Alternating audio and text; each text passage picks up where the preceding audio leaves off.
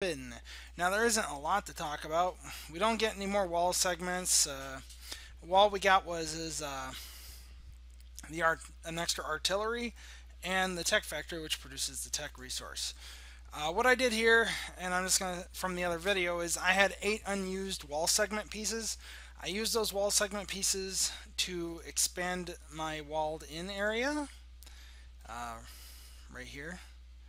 Just threw it out like that, and just so I could have more space to put stuff in, like this artillery here. Other than that, that's pretty much it. Really, just keep upgrading your artillery. Get your artilleries to level 9. Get your dome sentries to level 10. I'm falling a little behind on my guard towers, but get your guard towers to level 11 if you can. And you can upgrade your wall segments to level 6 as well. Next level, which will be HQ level 12, we'll get Apaches for both offense and defense. The sprint stim boost command. Another tarmac. 4 more landmines, which is pretty good. And another anti-air SAM tower. So, that's pretty much it, guys. Sorry, this one wasn't, super duper informative, but, I'm just here to tell you about, what I do with the defensive options I am given. So, anyways, though, feel free to leave a comment below, leave a like, share this video with your friends, and thanks for watching. And also check out my Twitch channel when I'm live on twitch.tv/Curseus.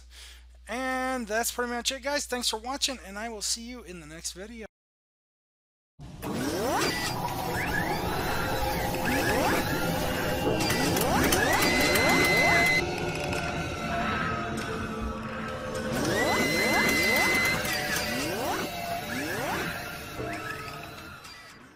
Alright, Empires and Allies fans, today we discuss the level 12 HQ defense and the options it gives you. Now, when you get the level 12 HQ, you get a brand new Patriot anti-air missile, about 3 or 4 new landmines to place down, and that is it.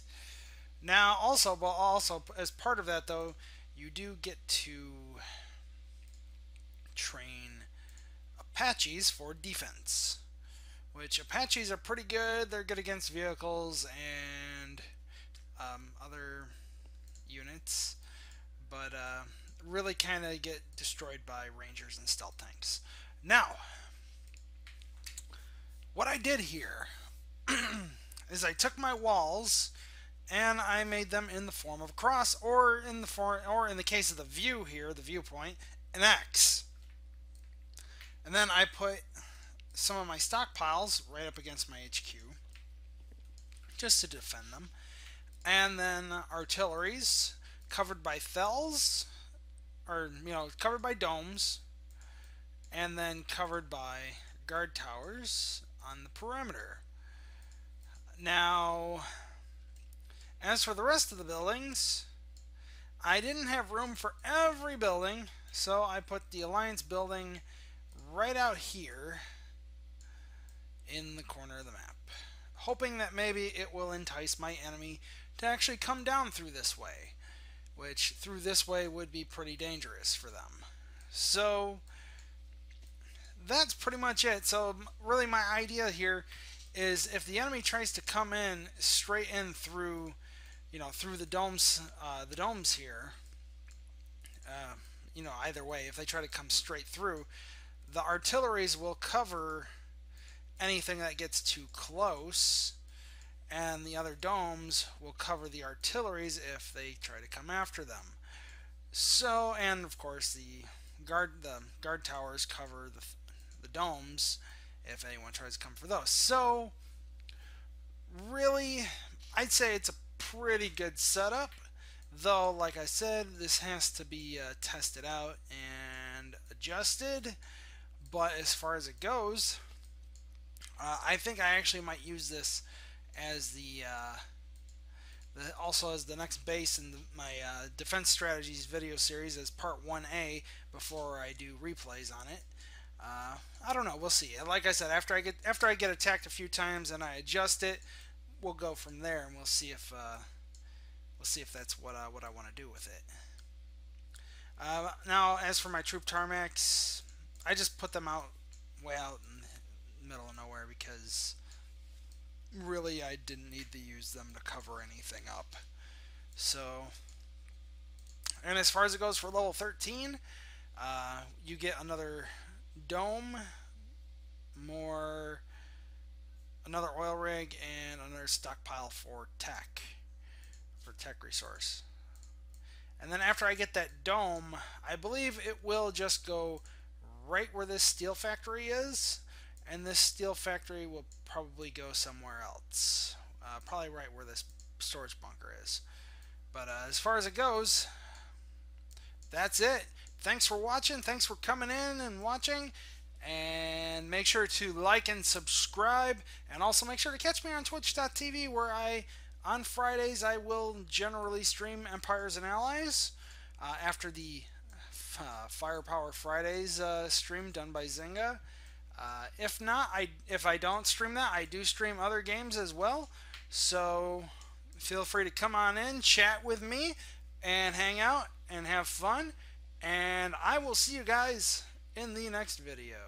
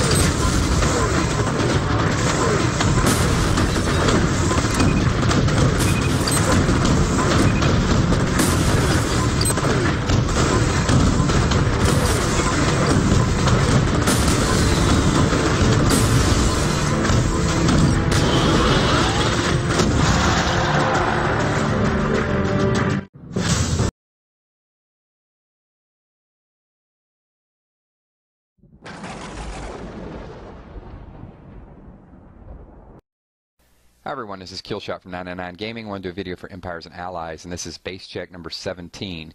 For those of you that are fairly new, this is where we take 3 bases and we break it down, analyze it. I give my advice. Some fellow YouTubers comment. People that have gotten base checks before will chime in a little bit of things that they see or notice. And this edition is 3 Android users that I promised that I would get their bases checked as soon as possible. The Android update came out a couple days faster than the iOS, so we weren't able to view those, but now we can view everybody, and I'm going to be back on track with some of these bases. One thing I would ask you guys, if you get a base check, don't just kind of disappear off the face of the earth. Chime in and help somebody else out, because I think the forum is really going to help other people. So we're going to start out with, I think it's pronounced Kahai. If I'm wrong, let me know. Kahai is a headquarter level 10. And a couple things I'm going to be pretty critical here of is you're level 10 and you get some very, very weak defenses. And when you have weak defenses, the one thing that tells me is that you rest your headquarters. So if you would have stayed around headquarter level 8, even headquarter level 9 and bumped these up, your defense win-loss is going to be much, much better. So if you're losing and you're looking for a base check, stop rushing your headquarters. Don't go to 11. Don't go to 12. Get these defenses maxed out, and you're going to do much, much better. You got this guard tower here in the middle of nowhere. I guess it's protecting these supply bunkers. But the other thing is you never want to bump these supply bunkers up like that with 4. One Hellfire missile in the middle would take out all 4 of those. That's not even an A-10. A Hellfire missile would down those. So you're giving away free command points. You don't want to do that. Also on the west side up here, the northwest area, same thing with your fuel. You got your oil derricks up there, and you're giving away free supply points. There's no defense over there, and you got 7 different structures, easy command points for someone to raid. With the rally flag, I would probably move your troops around a little bit instead of just have them stationary. Also, the last thing I would say is these walls you have in the middle around your headquarters, completely wasted. Take those walls and take the walls you have in the southwest area with this guard tower and just put them to use, put them actually around something. I don't know I would change a lot of your base the way you have it. I would probably change the whole base, to be perfectly honest with you. Look at some of the other videos that we've done in the past for headquarters 10, and just probably tear it down and restart it, I think would be the best thing, and use those walls to sort of put around your defense structures, not just one big wall all the way around the middle. That's not going to keep anybody out. So I hope that helps some of you other guys watching. If you could chime in a little bit too. Really, I know we're a little critical with this, but it's just trying to help you become a little bit better. With Luke has obviously been watching some of the videos, because this is one of the better layouts that I've seen for a headquarter level 11. Number one, his defenses are pretty strong. The one thing I will tell you, Luke, is I'm gonna nitpick a little bit, but because there's not a lot to pick on. But some of these where you have like 4 and 5 stacked up, I don't think you need everything butted up against each other. They're still not going to get through your wall, so you can extend it out a little bit. And by a little bit, I mean just 1 or 2 squares. I like the fact everything's compact.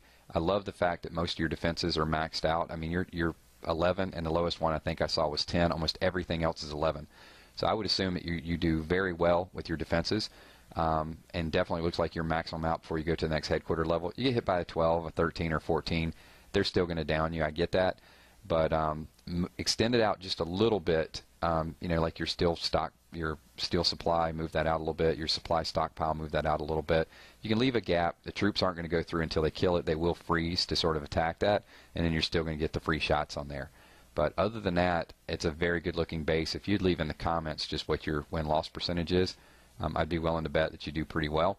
But I definitely like it. And for those of you that are around, 11 or 12, that is a very good base to sort of copy.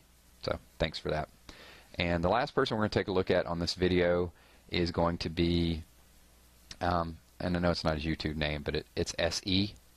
I don't know if we say C or SE. We'll go with SE since they're both capital letters. And SE is a headquarter level 13, and very similar to Luke, he's got some pretty high defenses. And I'm not sure which one I like better. I actually like both of these last 2 bases. I like Luke's, and I like this one for a higher headquarter level. One thing you'll see with 13 is you can't keep it bunched up like Luke can with a 11. And the reason is he's got very good, it's going to be hard to A10 anything. Show me a target where you could A10 more than 2 fixtures. It's going to be very, very hard. So there's going to be no easy command points for anybody that comes up in here.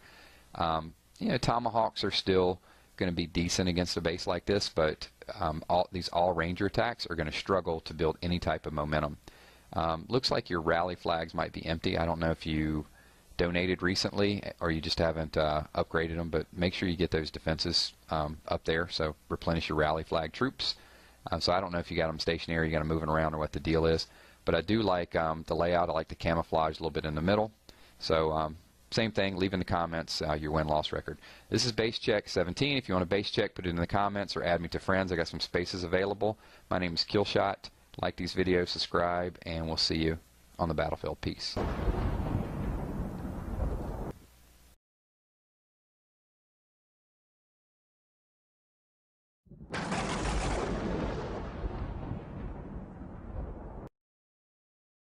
Hi everyone, this is Killshot from 999 Gaming. I want to do a video for Empires and Allies, and this video is going to be focusing on medal counts, how to gain medals and your ranking in the world, etc. There are three basic types of players. There's going to be your hardcore raiders, there's going to be your semi-casual players, and your new players. And you can see here's some of the leaderboards. So these are definitely hardcore players. Several players over 29,000 medals, so pretty impressive. We'll take a look at the alliances: Aussie Army, CNC, Reborn, Navy SEALs.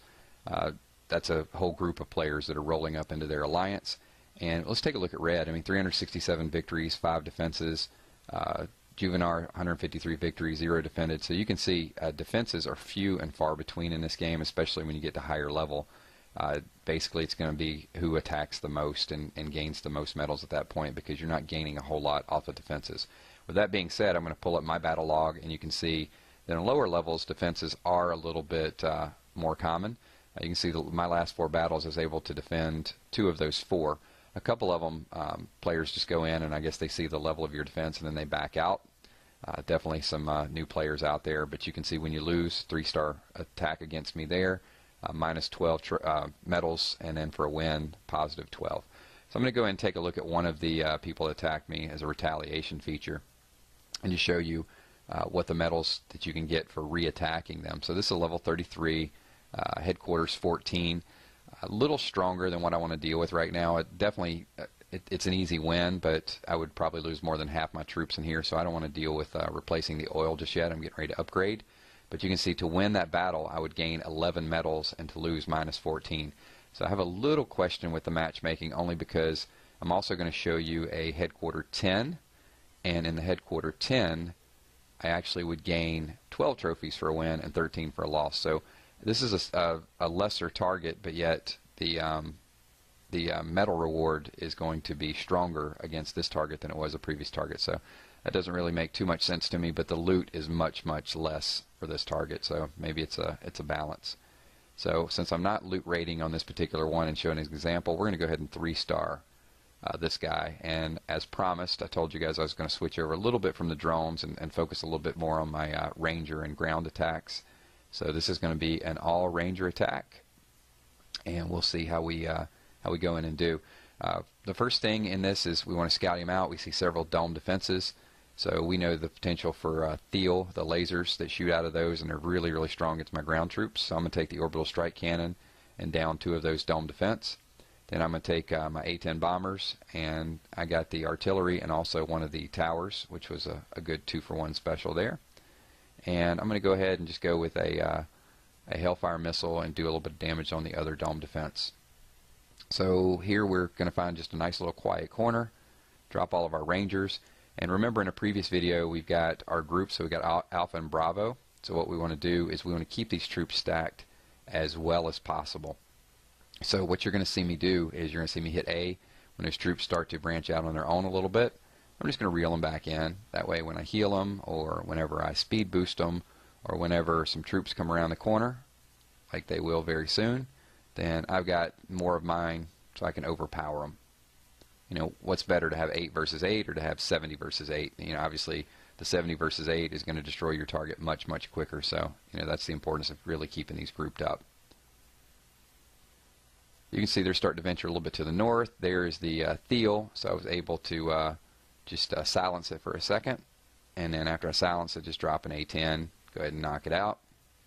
There's another Thiel up toward the top, and there's some troops coming in from the left, so I got a choice. Do I want to kill the troops, or do I want to go after the missile? I immediately switch targets. I'm going to drop a flare over the top of the laser, take that out really, really quickly, and you can see pretty nice grouping here at this point. There still are a few kind of off on their own, doing their own thing, but there's no sense in stacking those at this point. The time it would take for them to stack, just not worth it when we went in and got the 100%. So there's 100%. Like I said, not a lot of loot bonus here, but you can see there was a 20% star bonus that helped my loot out a little bit. Only lost 7 troops and did gain 12 medals.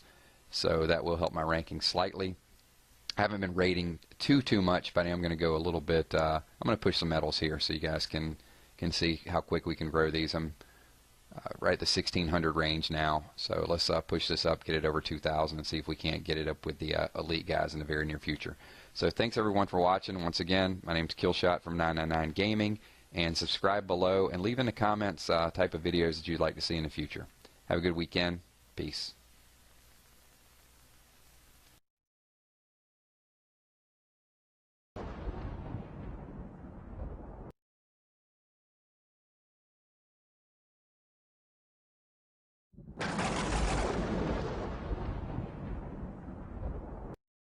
Hi everyone, this is Killshot from 999 Gaming. I want to do a video for Empires and Allies, and this video is called OMG Tanks. And the OMG stands for One Man Gang. I figured I'd be a little bit dramatic. Anyway, I'm doing a tank video because I get a lot of people asking me to do a tank video and also an Apache video. Now my regular tanks are not fully up to speed, so I'm going with the stealth tanks. We're going to try to come in blind and see how this opponent holds up. I couldn't go all tanks though because they just don't have the pop. These guys have the EMP burst. They like to shut things down. So I'm throwing a couple platoons of Rangers in there with my OMG tanks. So let's get this set up. Pre-war, this is really my specialty. I think pre-war is finding good targets and getting some extra command points. So I'm starting out with my orbital strike, and look at that. We found little bonus action there. We found some stealths, and we found a reinforced artillery, so we got to take that sucker out. Alright, so now we got a pretty good opening right there in the north area. So, you know, eventually I got to get this stuff, so I'm going to start northeast, and we're going to drop a couple of these tanks and just see what they're all about. Problem is, once they hit a target that even's not firing back, they come out of stealth mode, and they like to run wild, so I'm really going to have to master the Alpha Brava Charlie keys here. And I found the gang of stealth up there, and so it's basically my lockdown versus their lockdown, but they got more things firing at me. So this was not the start that I'd anticipated, and I don't have enough command points built up here to really withstand everything. That's why it takes a little bit of practice with these tanks. The other tanks will probably hit a little bit harder, but the stealth tanks, you know, I guess if you were doing PvP and the opponent actually couldn't see you coming, then and they were making a decision, that might be a great tool. But since it is a computerized defense, I don't think the stealth is a huge win here. The only nice thing about the stealth is the EMP burst. You can see this dude down here on the south in between the two supply. He's locking down this tower though, so he's not taking any damage. Not doing a whole lot of damage to the tower, but he does keep it locked down for a little bit. So the real gist of my action is going on right in the middle there. So now I can pop a heal, so I'm going to drop a heal on these Rangers. The Rangers looking pretty strong, but I've already lost several stealth tanks, and I know they're expensive. The one down at the bottom, he did his job. He took out the tower, he locked it down, and then took it down. Then he moved forward to the artillery. So you know, let's see what he can do. Maybe he can keep doing his own thing there and locking it down. So overall, it looks like the stealth versus defense mechanisms are pretty good. I mean, this guy's not really taking any damage, and the artillery's not getting a shot off. But it's just that ambush I caught right in the middle was a little too much for me to withstand. Anyhow, I'm still chugging right along. I got you know, over 30 seconds left, and I'm 96%. And then I got this one guy over here just hanging out, and he takes out the supply. So 100%, you know, 3-star attack, and let's look at the overall casualties. So yeah, that hurts. 10 stealth tanks. So I got pretty good resources there. I got 97,000 fuel, pretty good supplies, 85,000. But the cost of those 10 stealth tanks is going to be significant. So yeah, 57,000. So, you know, not terrible. I still had a decent net there. So we're going to go in, and this is going to be bonus action video. I'm actually going to give you 2 mediocre fights for the price of 1. So, and this was Rangers. I got some good comments. If it were Rangers, you know, I'd be smoking through this. I got some really good comments from some people in some of the videos just talking about my Ranger execution. But, you know, I've done 1,000 battles with Rangers, so, you know, I pretty much know the ins and out of that. With stealth tanks, that was, I think, my first. and I started out with Apaches and drones, so I've got at least some working knowledge of that. But you got to do 30, 40 attacks just to get the hang of where you want to drop things. Like I said, my pre-war is really my specialty.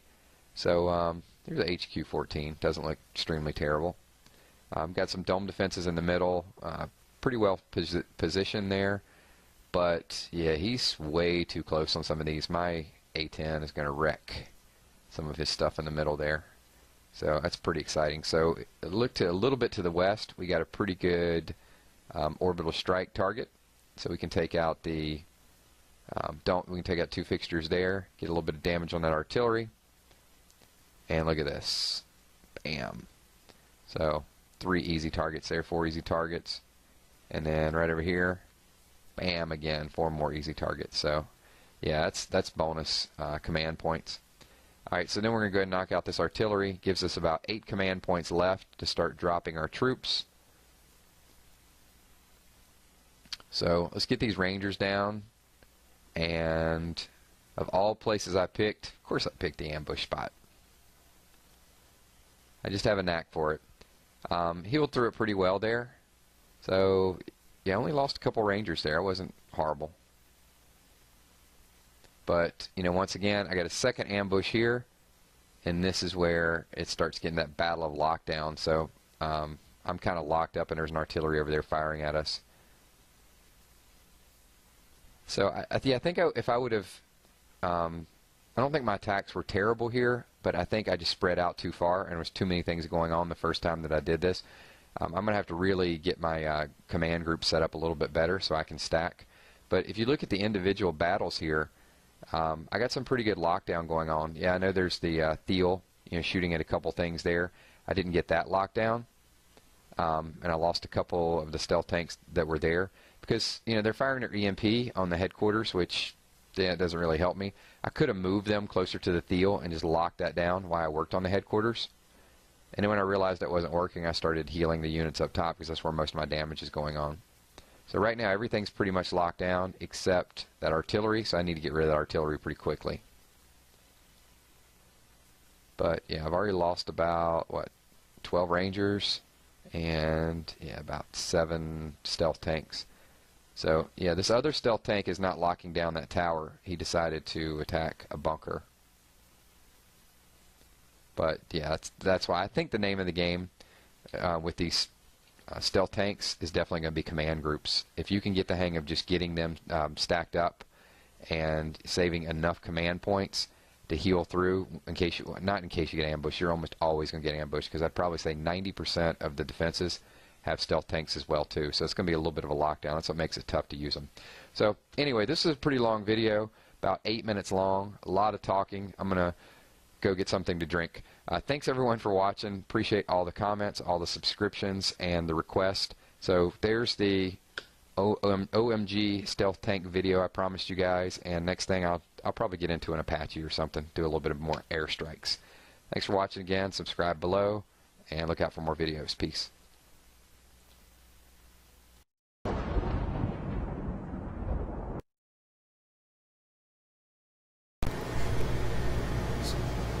السلام عليكم ورحمة الله وبركاته. كيف حالكم شباب؟ معكم ماضي قحطاني من قناة حميحن 300. اليوم جاي أقدم لكم لعبة خرافية صراحة في التصميم وفي الواقعية، تحس انها واقعية أكثر من الألعاب الثانية. اللعبة طبعا شبيهة بلعبة كلاش اوف كلانس. اللعبة بإمكانك تدعم كلانك، أعضاء الكلان بالموارد، وأيضا الجيش بإمكانك أنت تحط دفاع لنفسك. يعني أول مثلا في لعبة كلاش اوف كلانس تنتظر دعم من صديقك. الحين مثلا تشوفون هذول الجنود اللي يمشون عندي اللي هنا واللي هناك، هذول كلهم أنا حاطهم لنفسي، يدافعون عن نفسي، يدافعون عن قريتي. وهذه جنودي. طبعا أنا حاط طيارات، بإمكانك تحط جنود أو دبابات أو الدبابة الثانية. هذه رشاش، هذه دبابة مدفع، هذه طيارات. اللعبة زي ما قلت لكم يعني لعبة صراحة يعني مجنونة صراحة. من وبإمكانك أيضا أنك تاخذ البطل حق صديقك. يعني مثلا أنا أضغط هنا، هذول الأبطال حقين أعضاء الكلان. عندنا وليد هو أقوى واحد عندنا، فأنا راح أخذ البطل حقه وراح أحطه في واحدة من جنودي، فيصير الجنود زي ما انتم شايفين لونهم اخضر يصيرون اقوى، القوة تصير اكبر يعني. فنروح نهجم.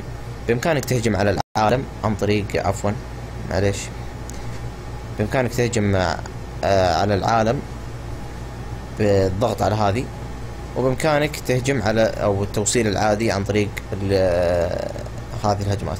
انا راح اهجم على الناس، ناخذ موارد منهم. مثلا هذا عندنا بس ما عنده موارد، نشوف واحد ثاني.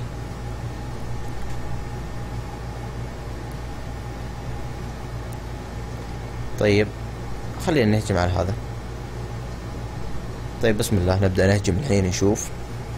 طبعا الزين في الطيارات هذه انها تروح تهجم على المدافع، الاشياء اللي ممكن انها تضرك، بخلاف الجنود العاديين. هذه طبعا الجنود اللي يتحركون، لان هذول بامكانهم انهم يطلقون علي.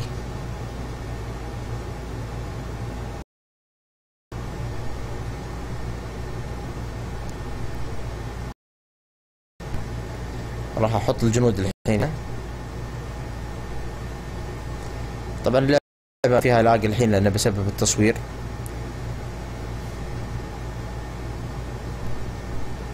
نحط الباور او الطاقة.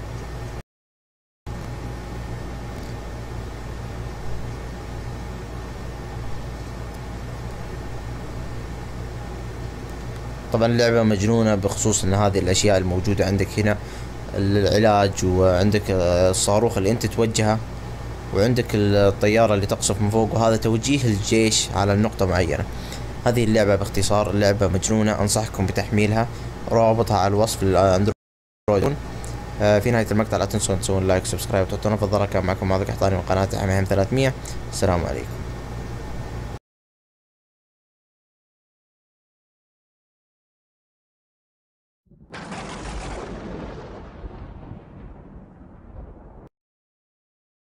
Hi everyone, this is Killshot from 999 Gaming. I wanted to do a video for Empires and Allies. This video is called Desert Swarm. In this video I'm going to show you the good, the bad, and the ugly when using drone attacks. So we will go in and, let's see, we got a level 29 here.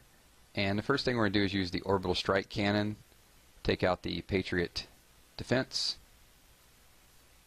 Looks like we get about 1.5 down, which sets it up nicely for the A-10 to go ahead and finish that off. There we go. So most of the major threat is out of the way. So now I'm just going to look for a spot to drop the drone. So it looks like the west would be pretty good space there. So the Patriot is not the real threat lately. It seems like the stealth tanks and the sentry guns is really the 1-2 punch. The stealth tanks just kind of pop up, hold you in place with the EMP bursts. Do a little bit of pulsating damage, but the sentry guns really go in and kind of finish you off. You can see up near the top there are a couple stealth tanks, and I tried to heal through as much as I could while the other drones come in and take those down. 2 is not really bad, but you'll see in some future videos when there's several out there or your drones are spread up, 2 stealth can really take down 5 or 6 whole wave of drones. There you can see over on the east the stealth tank over there is just really doing some damage on those 2 drones. But I've gotten most of all the defense down. Pretty easy attack. So this was not a bad example. This is actually an example when Desert Swarm really works. The goal is to get more oil than you use in order to rebuild your troops. So you can see that I've got with my bonus almost 57,000 oil, and I lost 7 drones. So 7 drones at about 2,600 oil each to replace is less than 20,000, 17, 18,000 in that range. So not bad. We're going to go ahead and retrain those to do another attack. Let's go ahead and scroll through my barracks, get those set up. So anytime you walk away with more oil than you lose to replace your troops, you're probably in good shape, because remember, you get the supplies, you get the iron, and you also get the technology as well too. So that was a pretty decent raid. I'll take it. So we're looking for another target here, level 31 Rick. The problem with Rick is he's got 2 Patriots, both level 6 it looks like, but they're spread out a little too far to use the orbital strike, so we're going to bypass Rick. Let's take a look at, let's see, Duck level 42, really good resources here. It's a few 100,000 in total resources, and the oil looks good. The problem is, if I lose all my drones, I'm going to lose more than the oil that I would loot there. So a little bit too high, I think, to work on right now. Level 30 CHY. This one doesn't look as bad, but here's the problem. Anytime I see tombstones around a Patriot defense, then there's almost always something to hold you in place, because that Patriot defense doesn't do that much damage that close. So there's got to be some stealth tanks in this battle, and I should know better. But I'm going to go in and try it anyway, see if we can take out the Patriot defense systems. So I'm going to start out with the orbital strike cannon up where the most of the tombstones are. Alright, so we'll take that one out, try to get it over, see if we can do some damage on the other one. Got about 25% off the other one. Should be enough for the A-10 to take out. So we've got the 2 Patriot systems down. Board doesn't look too bad, but there's only 3 ground troops, it looks like, so there are some stealth around here somewhere. I'm going to go to the area that looks like it's the best place to drop them, but in most cases that's the worst place. And there they are. There's the stealth tanks. They are holding them in place. And see the sentry gun over on the left? It's just taking my drones down while they're frozen in place. So I was able to get a heal off and also a speed boost. And at this point I'm catching up a little bit, so I've got most of his defense down. Still got another sentry gun close to his base. Got that down. So all the defenses are pretty much taken out. I popped a heal there and now a speed boost. So overall it looks like I'm in pretty good shape. And this is where looks can really be deceiving, because didn't look like we really took a whole lot of damage, and I was able to take out most of his structures relatively fast. But I look like I'm a few drones lighter than when I started this battle. So overall, 100%, 3 stars. There's the victory. But 16 drones lost, and the oil reward there, even after our bonus, was only 35,000. So 16 times about 2,600, that probably puts you up around 40,000. Not a very productive battle there. We actually lost more in oil than it will cost to rebuild those. So there you can see a little bit of the ugly, and there's just a lot of people that are going anti-air right now because drones was such a powerful raid for a long time. So until they get buffed up a little bit, you're probably going to see me switch to a lot more Rangers and ground troops. That seems to be the most effective. One, you're going to lose some Rangers, but they are low cost in order to replace, and they're very fast. So this is Desert Swarm. You may see it come out of retirement in the near future, but I think we will transition over, since so many people are going air defense, to a little bit more hardcore ground troop.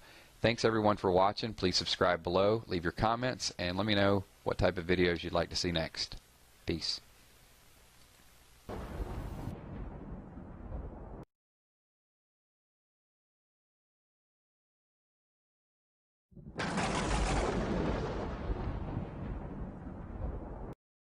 Hi everyone, this is Killshot from 999 Gaming. I want to do a video for Empires and Allies, and this is Alliance War Attack number 2. This is my second attack. Hopefully you guys have tuned in to Firepower Fridays, and then you tune in over here and check out our Alliance War update. So we are down by 1 flag. I've got an attack left. My team has 26 attacks. They got 27, but it's up to me at this point to get my team back in the lead.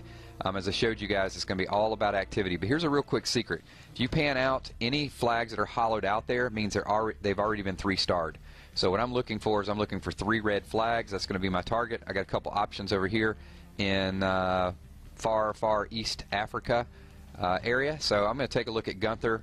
Gunther's only level 41, a few levels below me, but I'm not your typical level 45. So I'm a little bit more OP'd, and I'm going to demonstrate that against Gunther. So Gunther's not super high level defense here. Pretty good layout though. I do like his walls. So if I did a base check, I'd give you a thumbs up, Gunther. I like what you got going on there. Good space. Anybody attacks you is going to have to work for it. So I'm going to work for it. I got some reinforcements. I got some strike force lined up. So let's get it on here. So we're going to look for something to melt. So what is the most dangerous to me? Definitely this artillery. I'd like to get over, maybe catch a couple of these Rangers roaming around, and got a couple of them. So we melted a few. Go ahead and take down this tower. Not a big deal. And we got 8 left, so let's A-10 the tower and also the dome defense and see if we can catch a little piece of that, those Rangers as well too. Alright, so not bad. Decent damage there. We're going to come in once again from the northeast corner. Drop a couple troops just to see if there's any stealth, anything hidden. I bet there is. So we're always going to save a little bit of our EMP just in case we need it. And we got a good funnel here. I like our stacking. I'm going to go ahead and drop the EMP, shut all his stealth down, shut down his rangers. And you know what time it is. It's beast mode time, baby. There we go, beast mode. A little bit of speed burst there. I got the tomahawks in the back doing a little bit of work. As you guys know, I really love tomahawks, right? Sorry, so we're going to go beast mode again, smoke through this, and very, very good layout. I've got good coverage, good healing from, you know, the guys in the back of the Rangers. So we're in great shape here. Now we're going to drop the EMP to shut down 1, 2, 3, 4 fixtures up here. So now he's really got not a lot shooting at us. We're in great shape, and we're just going to smoke through. We got everything locked down. Got a sentry gun and an artillery over in the bottom left corner, but we can just speed burst through that as well too. So one more speed burst and we're good to go. 87%, and could be another trap down here, but if there is, I still got some tomahawks working in the back. 97%, and there we go, 100%, perfect attack. So I have attacked twice for my team and gained a total of 6 flags. So I've pretty much done my part. We are now winning the war 108 to 106. We got a 2-flag lead. And I got a few more people. Hopefully they stay active, and you guys saw the tips. The key to these first couple wars, make sure that your guys are involved and that everybody's looking for a target. You'll iron out the communication piece of it a little bit later on. So we'll take one more quick look at the globe here, see how we stand. And I think what I'll do, I had an attack on me. I'll show you guys the replay as well too. It was a little disappointing, but it's going to be good for you guys to watch and a little bit funny. So thanks for watching. Appreciate all the comments. Subscribe below. Look for more videos. Good luck in your Alliance Wars. Real quick shout out to you guys too. 11,500 subscribers and over 800,000 views so far. So you guys are completely amazing, awesome. Stay active, stay involved, and look for more videos. Peace.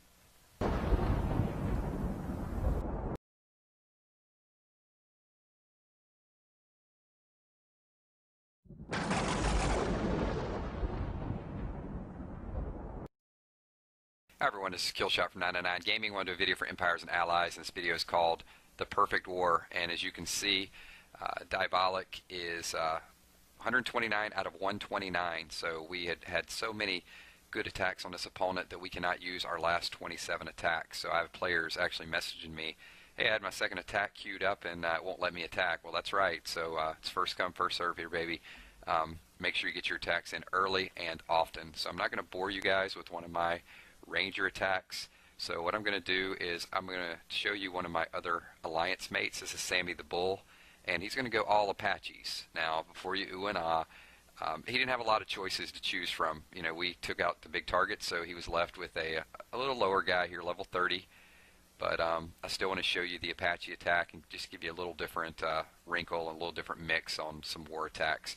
So you can see straightforward, he melts the 2 Patriots, finishes it up there with an A10, and here goes the Apache drop.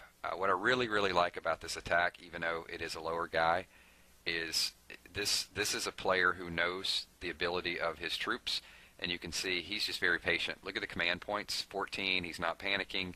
He knows the stealth tanks are going to lock him down, and he's taken some damage with some of these Apaches, but he's just very careful to move in the right way. He withstands the little onslaught there. No panic. They're high-level Apaches, but when one of them dropped to 25-30%, didn't immediately start spamming hills or do anything out of the ordinary. Really knows the ability of his troops here. So he's just rolling right along, up to 32 command points. Still no real damage of losing anything here. He's got a good spread formation going across the map here. And you can see there he is. Went ahead and dropped A10 to take out a few items, and now there really is nothing on the map that can hit him. So it's over. Good game. Very nice attack, Sammy. I'll show you guys some other war attacks as well too. But I was really impressed with my alliance. We've actually moved up the rankings. We're top 50 now in the contest for capture the flag. Most flags captured, and it's constantly updating, so we're getting ready to finish this war. We might actually be top 25 after this war, but we're going to move right into another one.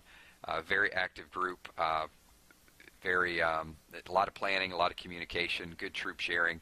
So this is a great group. If you, I mentioned in a previous video, if you're not in a alliance that plans war together and gets along, I wouldn't wait around. I would look for somebody that is definitely solid with a good group of leaders. We have great colonels in my alliance. Unfortunately, we're full, so I'm not doing a recruiting pitch, but I'm just saying, there's definitely opportunity to get with a good group and have a lot of fun with these wars. So we're going to be moving into our next war. As I said before, this is a couple wins in a row. Our first one we tied, so I'm not going to count that as a loss. So technically, I'm going to say we're still undefeated, and we'll see how we do in the next one. Thanks everyone for watching. Appreciate the comments, the views, subscriptions, forums. You guys know the routine. Firepower Friday is going to be coming up shortly, so make sure you guys show them a little bit of love too. And thanks to the ENA folks for putting my last war video up on the forum site as well too. So if you guys can watch that, give that a thumbs up, and look for more videos, and look for more attacks by people other than me from my alliance and the other alliance. Peace.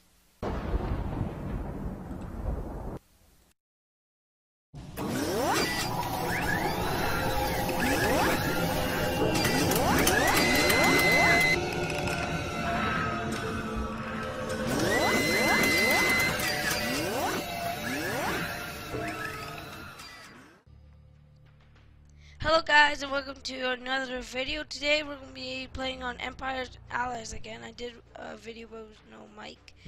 So I was doing a lot of things when that video came out. I'm at headquarters level 6 and I got these drones. Got this thing, I don't know what it does. If you know what that does, please leave in the comments. I don't know what that does. So let's give our... Come on.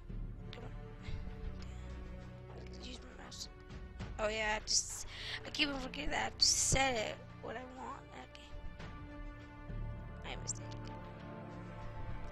Let's do that one. Okay, let's put that one. No, not on my drones, because they're easy to leave. There we go, we got that. Wait. Oh, we're almost 20, so we might get... Not that awesome. Okay, let's do a quick match. Sorry, just took my headset. There we go. Just look at this guy.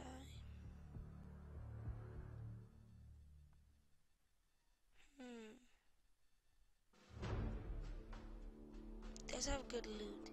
Okay, I'll be back when I find an attack.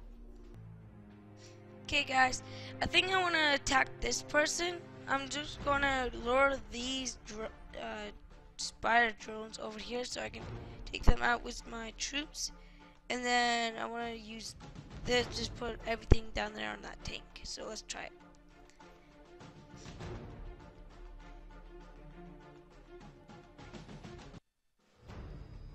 So I want to see where they go. So they go here. So I want to deploy my troops here. There we go. Attack those guys. Then I want to put on here. Oh, VOP. Okay, they killed that. Okay, there. And there's some.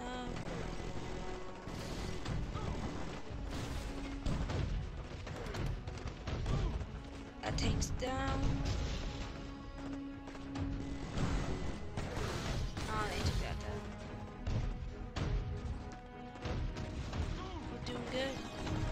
Oh, why did I put a healing spell right there for no? Oh. And our tanks are almost dead. Yeah, a bit dead.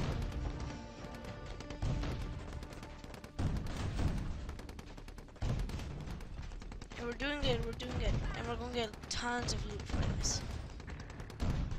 Oh no, my tanks! Shoot that down.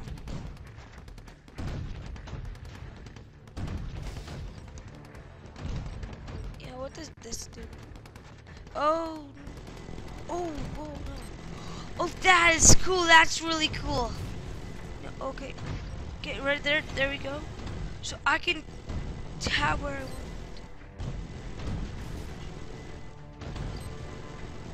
Oh, that is really cool.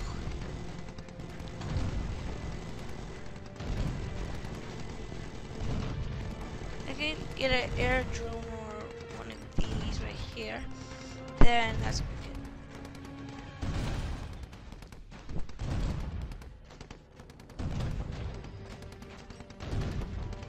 I want them to go more here. So I don't want them to die. I want them to get, I can regen them back up. That's cool. And I want to get that oil right there. So that's going to be awesome. Moving to the oil. So if I do a palm strike right there, that's going to take care of that mostly. So there we go.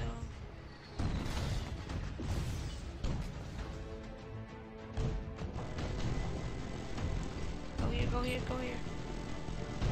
And where's the time? Okay. You might can get, like not 100%, but closely to that. Come on, go, go, go.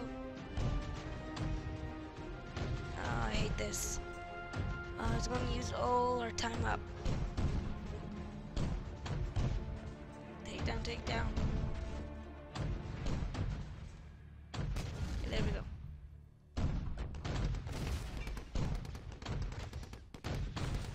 Oh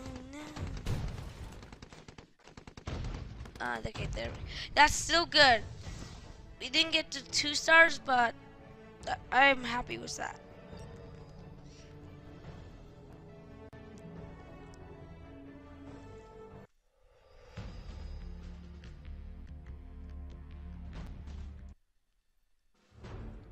That was good. Someone in my clan right here, they asked for 40,000 supplies. I don't know how I'm gonna give that to them, but I won't. So yeah.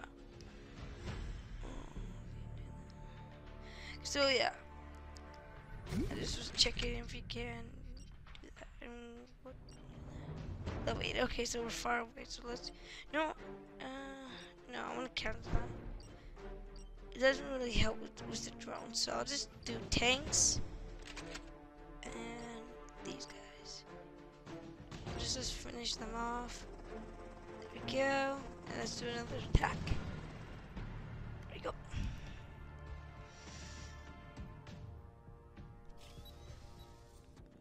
And I'll be back when I find an attack.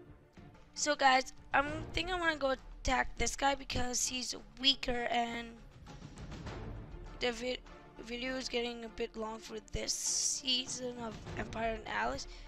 So we're gonna attack this, and I'll probably end the video after this.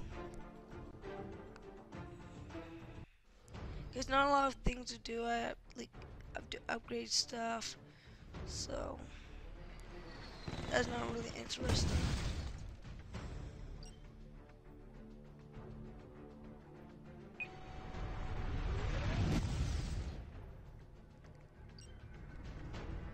Those drones. There we go. Eat that drones. Those are going down. So let's deploy all these. And just drop a healing spell. There we go.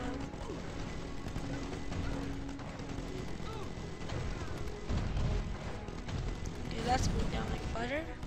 So let's go attack this guy right here. Our men are falling, our men are falling.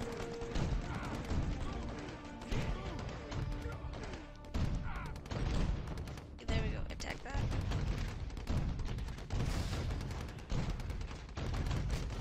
This is gonna be a tough decision. It's an archer tower, not an archer tower, sorry. A sniper tower over there, and then a machine gun there.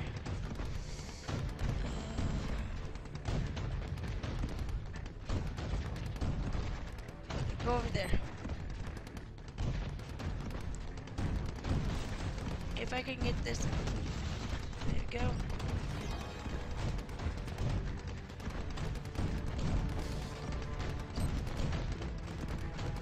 If you can get this is good. Then we probably can get 2-star in this base.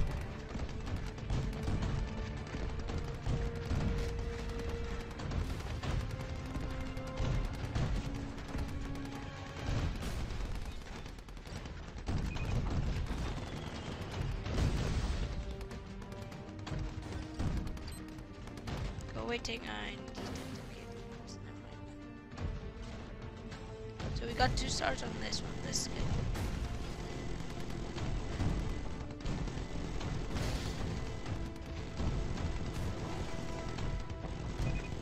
Well, I can get more stars than that.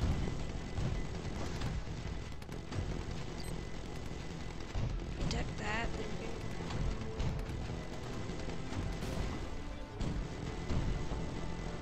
Can we get a clutch tank? Oh, so close. Oh, look at that! Clutch tank in the house. I'm sorry for my voice raise. Does he have a... No. I think we can get 100%. And 100%. Yeah. That's what I'm talking about. Yeah. That's good. That's really good.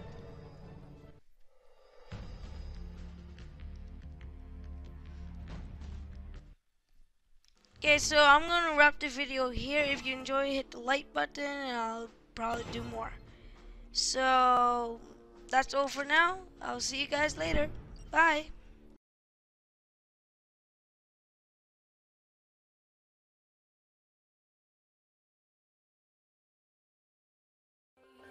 And I'll keep it hush.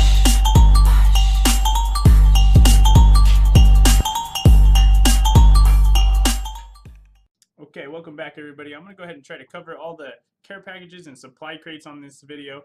Now, there is obviously one on the bottom right hand side of your screen that you can buy.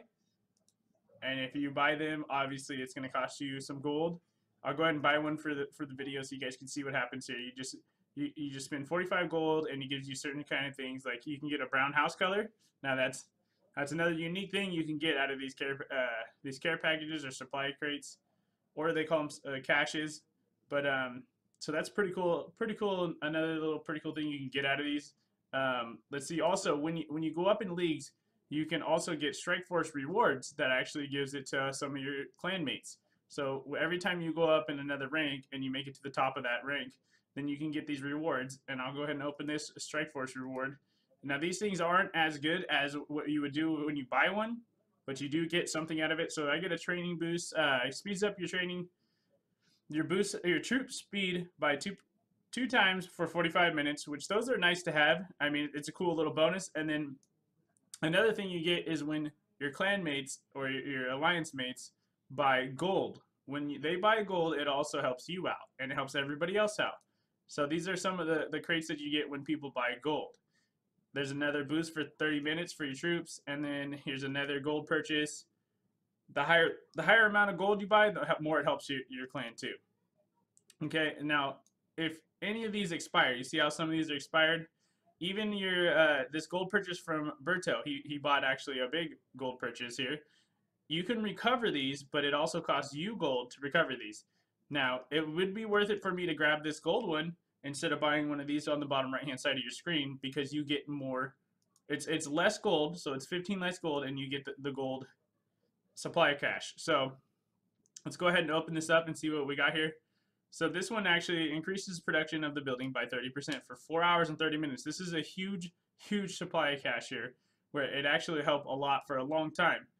So that's some of the ways you can get these. Now, don't forget, when you go and you click on this top left-hand side where the metal's at, it'll show you what kind of cash you get for your clan and for you for the different rewards. So like if I make it between the 14th and 13th rank, and I'll get a silver, and then I make it in the top 3 of this silver league, then I'll get a gold plus a flag. So what you guys need to do is go ahead and keep climbing up in the ranks and help your clan out. Or if you're feeling really generous and you go ahead and buy gold, then when you buy gold, it'll also help your clanmates out and give everybody a nice little care package. So that's the care packages. You guys don't forget to like, comment, and subscribe. Thank you guys for checking out the video. Gonna do some damage! Boomtown! Shout out there to the top players of the leaderboard. Let me go ahead and scroll through. And if you see yourself, please make sure and screen cap and share with Empires and Allies hashtag out there. We would really love to see what you think, and maybe some smack talking amongst your friends and alliances. But here we're just going to go ahead and scroll through the leaderboard and kind of give you an idea of some of the top players in the game, their alliances, and their medal counts. You can also notice there that we have victories and defend ratios. So a lot of these players have just an outstanding record going forward, and really are players that you want to look out to beat. So again, we're just scrolling through the top of the leaderboard right now. Love some of the names in here. Major Problem. Nas, hey, isn't he a rapper? I wonder if he's a rapper. The same one I'm thinking of. So yeah, a lot of very aggressive and engaged players here, and really just want to shout them out here on the show. So congratulations. I think I'll go to the top 50. And now let's go ahead and zoom all the way back up to the top and actually dive in and take a look at our top 3 leaderboard players of Empires and Allies today. So first off, let's take a look at Tykor. Tykor here from the Persian Empire Alliance. You can see he has 27,204 medals right now in Empires and Allies, making him a severe contender, and right now topping the charts of the leaderboard. So let's kind of zoom in and take a look at his base, do a little recon mission here. We got a level 20 HQ, some very upgraded walls that are spaced with defenses spaced out. Let's see, we got level 9 Metal Rain, level 20 Patriot, and just really some high-level upgraded defensive units. Very well laid out, and looks to be that he has a very strong base defense setup here. So kudos to Tykor and the Persian Empire. And again, featured on Firepower Fridays, Tykor is the #1 player at this moment of Empires and Allies. Congratulations, Tykor. Alright, let's go ahead and move on back and take a look at number 2. Number 2 is Anson from Alliance Navy SEALs. Let's go ahead and dive into Anson's account here and take a look at. So we can see here that Anson has some interesting wall tactics here. He is using a little bit different strategy than we saw before. It does look like he's anticipating maybe not utilizing his walls to keep troops out, but kind of gear an attack that he is prepared for. I love looking over here at the left at the series of landmines put around this Metal Rain and railgun here. Not to mention, if you look over here at this dome defense, he's also surrounded that with landmines. So pretty cool, very effective strategy here, and it must be working for Anson because he's holding down second place of the leaderboard with 27,203 medals in Empires and Allies. So kudos to Anson, we salute you, and thanks for playing and being somebody to look out for in your quick matches. So big shouts to Anson. Moving on back, let's move on to number 3. Number 3 in the leaderboard at this very moment. Now, wouldn't it be cool if during this whole process we saw somebody move up? But number 3 on the leaderboard right now, we have Huvenar. Huvenar is another very familiar name here on the show. We looked at his base last week. In fact, I believe we looked at all these players' bases last week. So it does present you, the player, the listener, a challenge to move your way up the ranks and see if you can knock these guys out of the top of the leaderboard. But again, back to Huvenar. Congratulations to you and your Alliance Persian Empire. You are holding down the number 3 spot on the leaderboard with 27,125 medals, 2,433 wins, and 15 losses. So Huvenar holding it down, number 3. Congratulations. Let's kind of dive into his base here and kind of just scroll around and take a look. For any of you out there looking for hints, tips, and strategy of how to strengthen your base, I would definitely recommend utilizing some simple tactics like taking a look at the top of the leaderboard and seeing who is, how they're winning. Now, a great tactic for you not to spawn off is check your replays. You can always see where the holes in your defensive placement and strategy can occur in your replays. Where are they currently where are people attacking you the most? What kind of direction do you normally see troops making their way into your base and attacking your HQ? So looking forward to maybe getting some replays out there from our top players. Not available at the moment, but we are looking into that technology. But before I move on to number 4, I do want to encourage all of you out there, whether no matter what part of the leaderboard you're at, share your base. We want to see what your base and your base designs are. We're going to go into that a little bit later in the show. So again, congratulations Huvenar from Persian Empire. We salute you, sir. Alright, we're moving back to the leaderboard. This time we're going to take a look at number 4, Gaitan from Aussie Army. I do want to say Gaitan was not featured last week, so this is good. A new player on the top leaderboard section of Firepower Fridays here. And taking a look at Gaitan's base, yeah, we definitely see some pretty different tactics used amongst the top 3 players. You can just see, like, based on the way that they spread out their base, organize it, or reinforce their HQ, like we see here on Gaitan's base with some serious upgraded walls. All these walls are level 10, so you know he spent some time to actually go in and upgrade those walls, and it seems to be working for him if he's on number 3. Let's see here. This player is from the Aussie Army. He has 27,117 medals in Empires and Allies, and holding down, like I said, the 3rd spot. Waiting for his stats to recircle back on. 4,469 wins and 38 losses is Mr. Gaitan from Aussie Army. We here at HQ salute you and your efforts. Thank you for playing, and thank you for tuning in. If you're just joining us, right now we're taking a look at the top 3 players of the leaderboard here in Empires and Allies. So kudos there. In fact, here I'm going to remove this ENA logo so you can see the stats below. Sorry you didn't notice that before. But again, Gaitan, one last time, we salute you. Thank you very much. And that, ladies and gentlemen, is a quick look at the top 3 players, 4 players actually, of the leaderboard. Let's go ahead and just finish it off with number 5, Ritz. Ritz from Alliance Chelsea, which is awesome because Chelsea is my sister's name. Excellent name for an alliance, I have to say.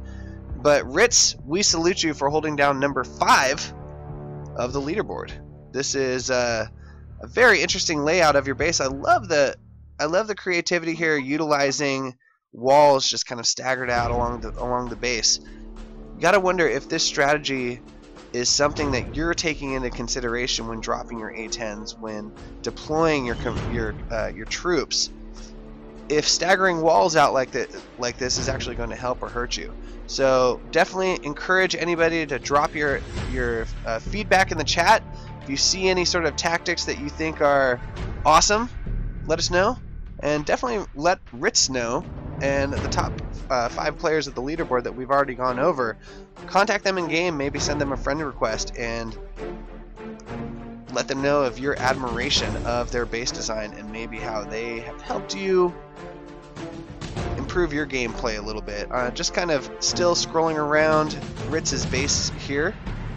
You can see that we have some very high level dome defense, guard towers, and just all around kind of interesting placement of different items on his map. So clearly there is not one correct or right way, and I hope this is a good example of why.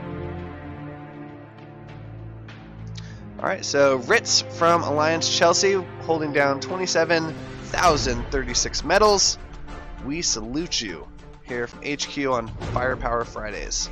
So, ladies and gentlemen, that is it. Our first segment today. Top leaderboard players of Empires and Allies. Really cool. Again, let's go ahead and give one final salute to Anson, Tykor, Huvenar, Gaitan, Ritz, and Eric. I hope I'm not butchering anybody's pronouncement of their names, of course, but I think those are some excellent examples of people that have utilized this game for some strategy tactics and deployed successful maneuvers. Trying to sound as military-esque as I can here. So again, everybody, that's the top of the leaderboard. Today's date is Friday, May 22nd, and that's going to do it for our top players here on Firepower Fridays, Empires and Allies Live.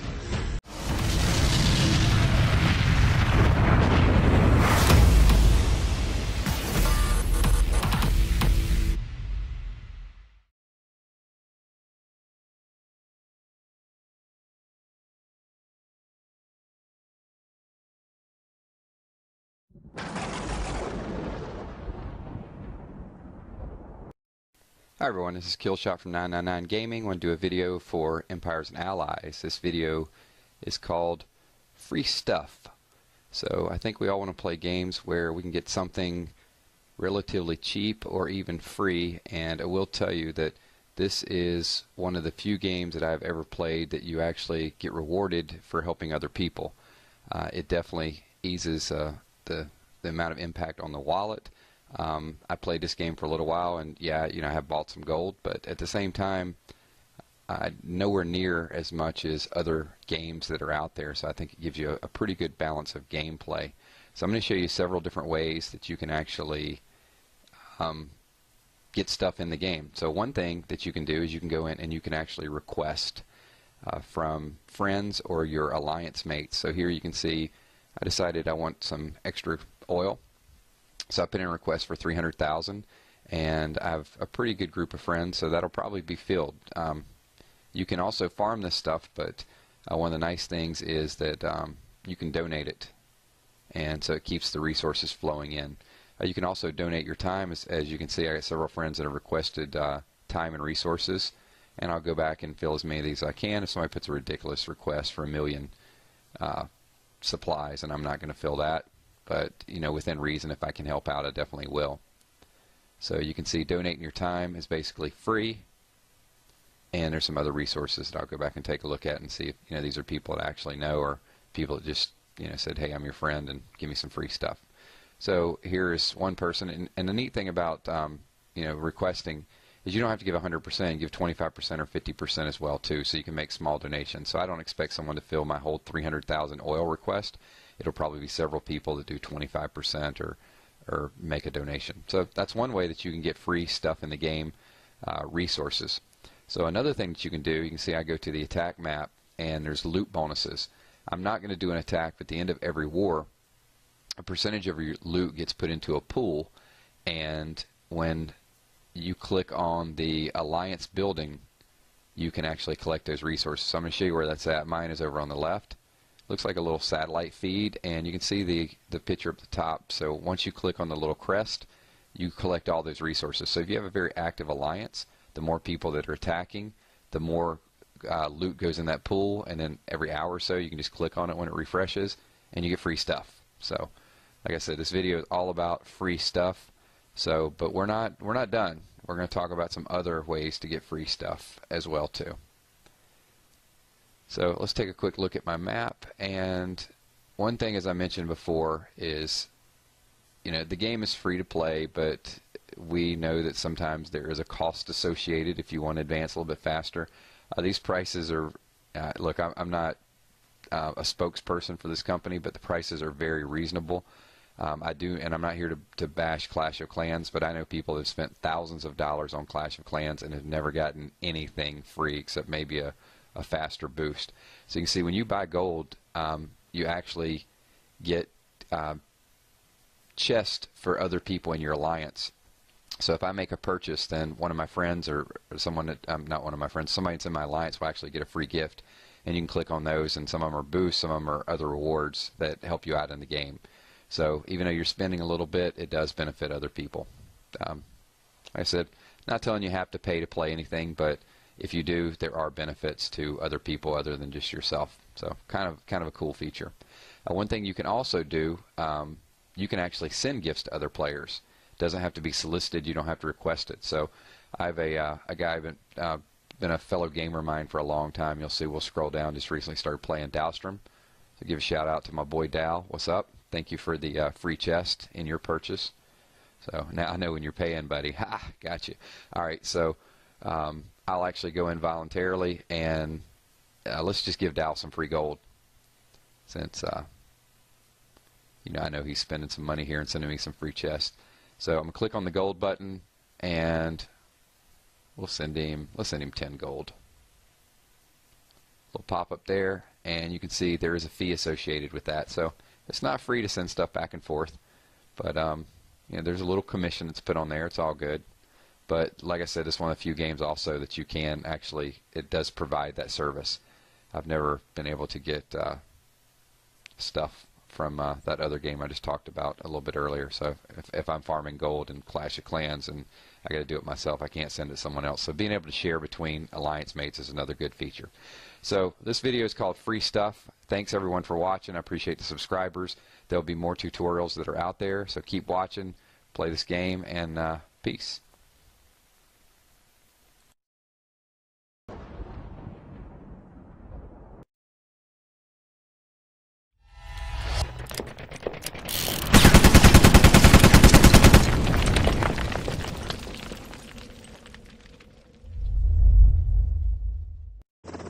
Reporting in.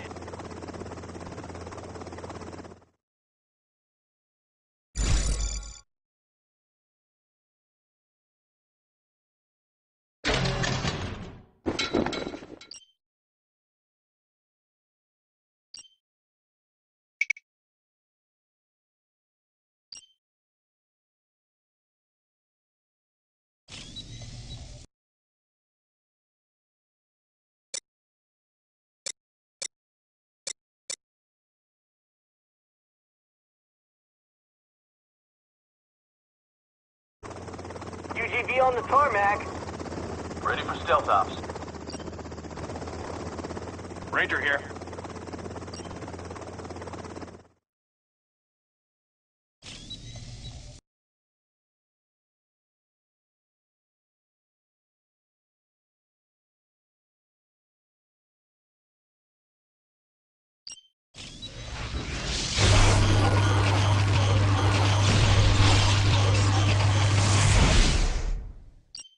He's a goner.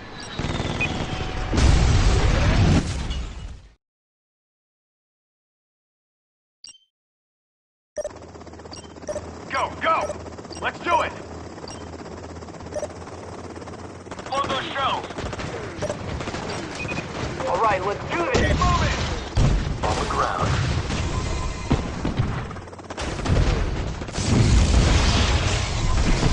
Booyah! We've got this!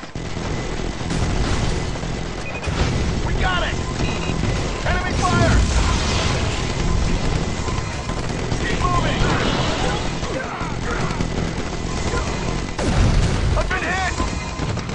Got him cornered! See ya! See ya! Booyah!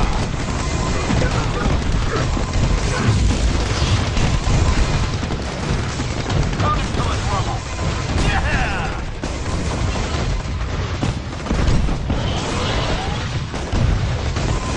Oh yeah! I'm hit! Consider it gone. Booyah! Come on, come on! Keep moving!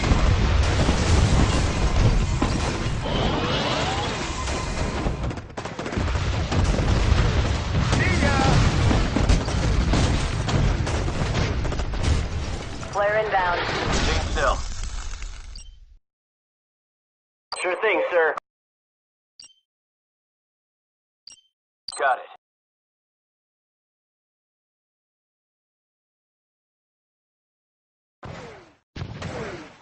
Hit your marks! Yeah!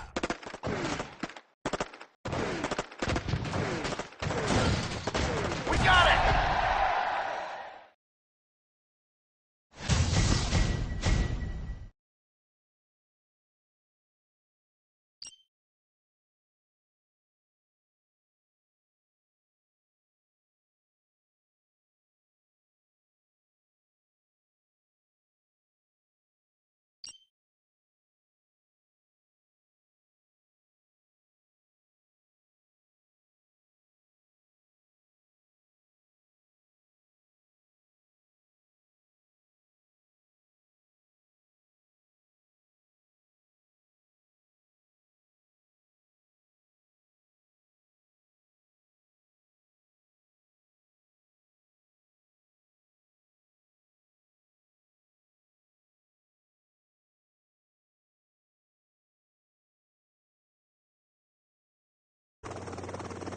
Ranger here.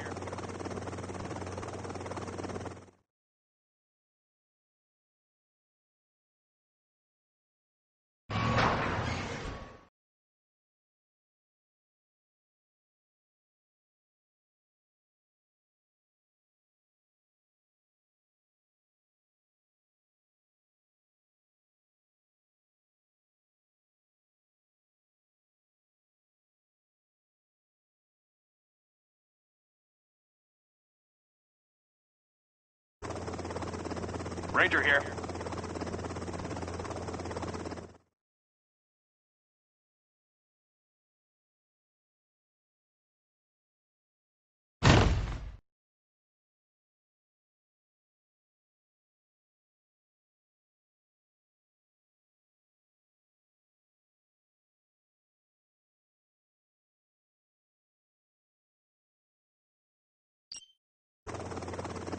Reporting in.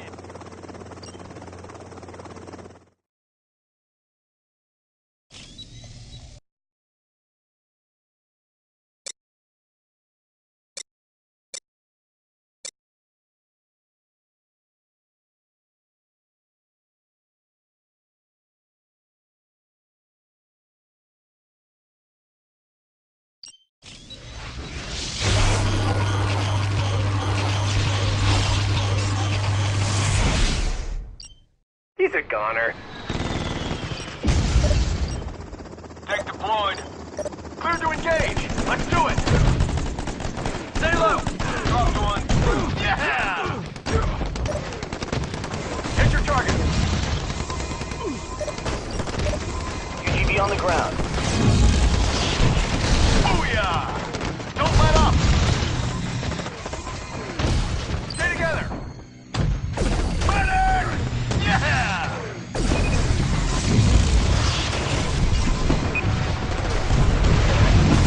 See ya! Can't believe it's still standing. Booyah! I've been hit!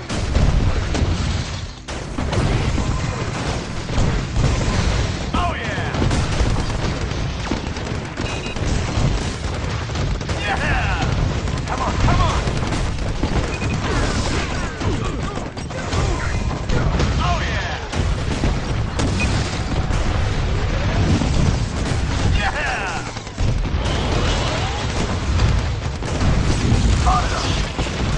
Hold your position! See ya! We got it! We just took a hit! Watch it! Don't let up! Keep moving! We got it!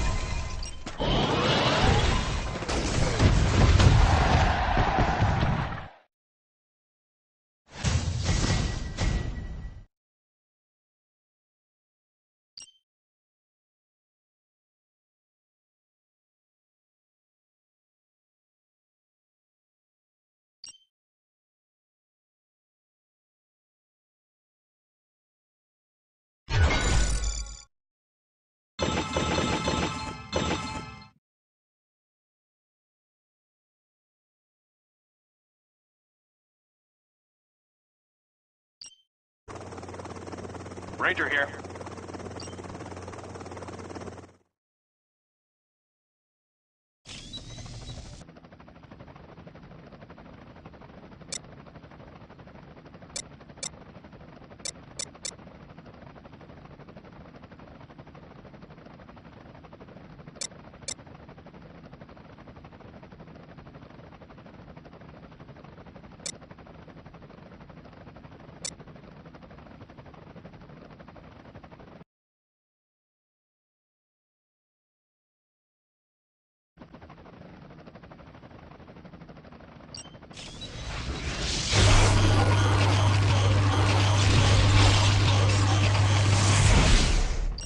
Bringing down the hammer.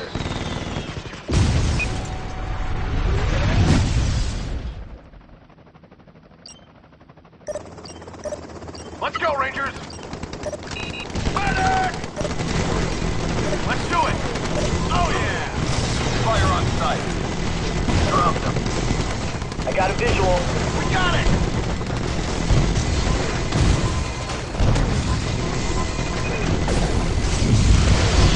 Got a corner!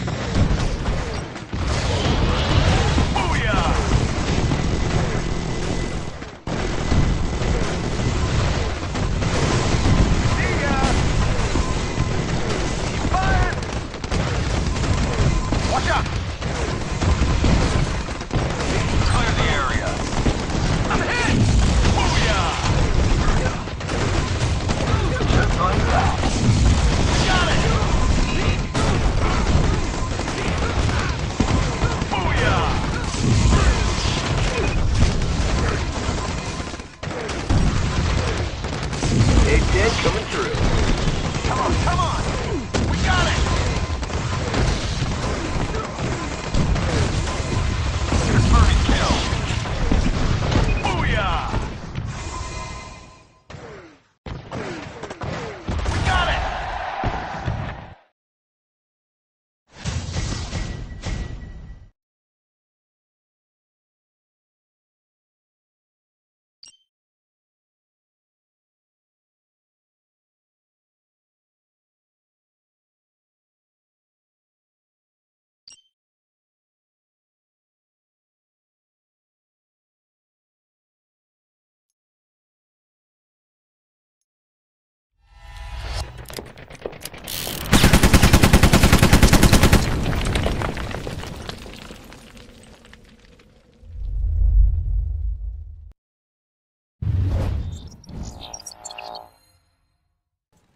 Coordinates locked.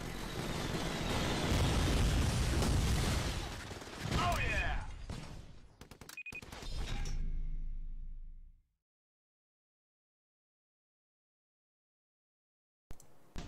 What's going on, everybody? This is the Game Hunter channel with a special episode, Empires and Allies. Finally the game got released. Finally!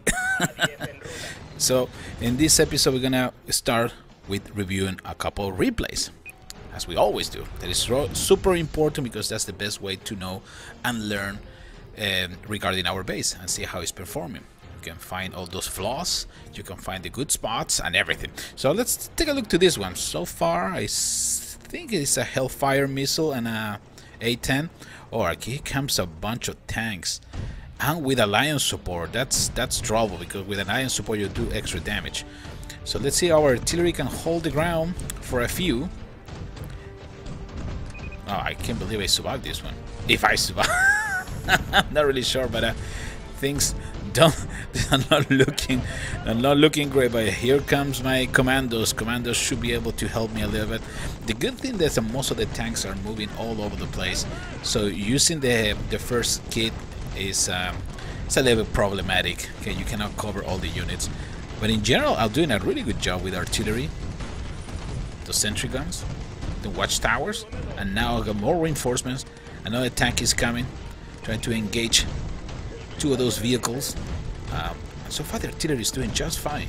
The good thing is that the tanks are targeting my anti-air defensive building instead of the artillery. Artillery will be perfect, because if they bring the artillery down, I can guarantee they can destroy my headquarters. But good news for me, that didn't happen. And so far the artillery was capable. Look at it, still alive. That's why it's so important to upgrade your defensive buildings, because the more you upgrade your defensive building, the more hit points they're gonna have, the more damage you're gonna do. Okay, super important. That's the last one. I think you ran away. Yes, my friend. Good luck next time. I will wait for you. Let's finish this. There you go. Let's finish this replay and see if we can go for another one. All right, here we go. Cargando repetición. I will tell you that in a few seconds.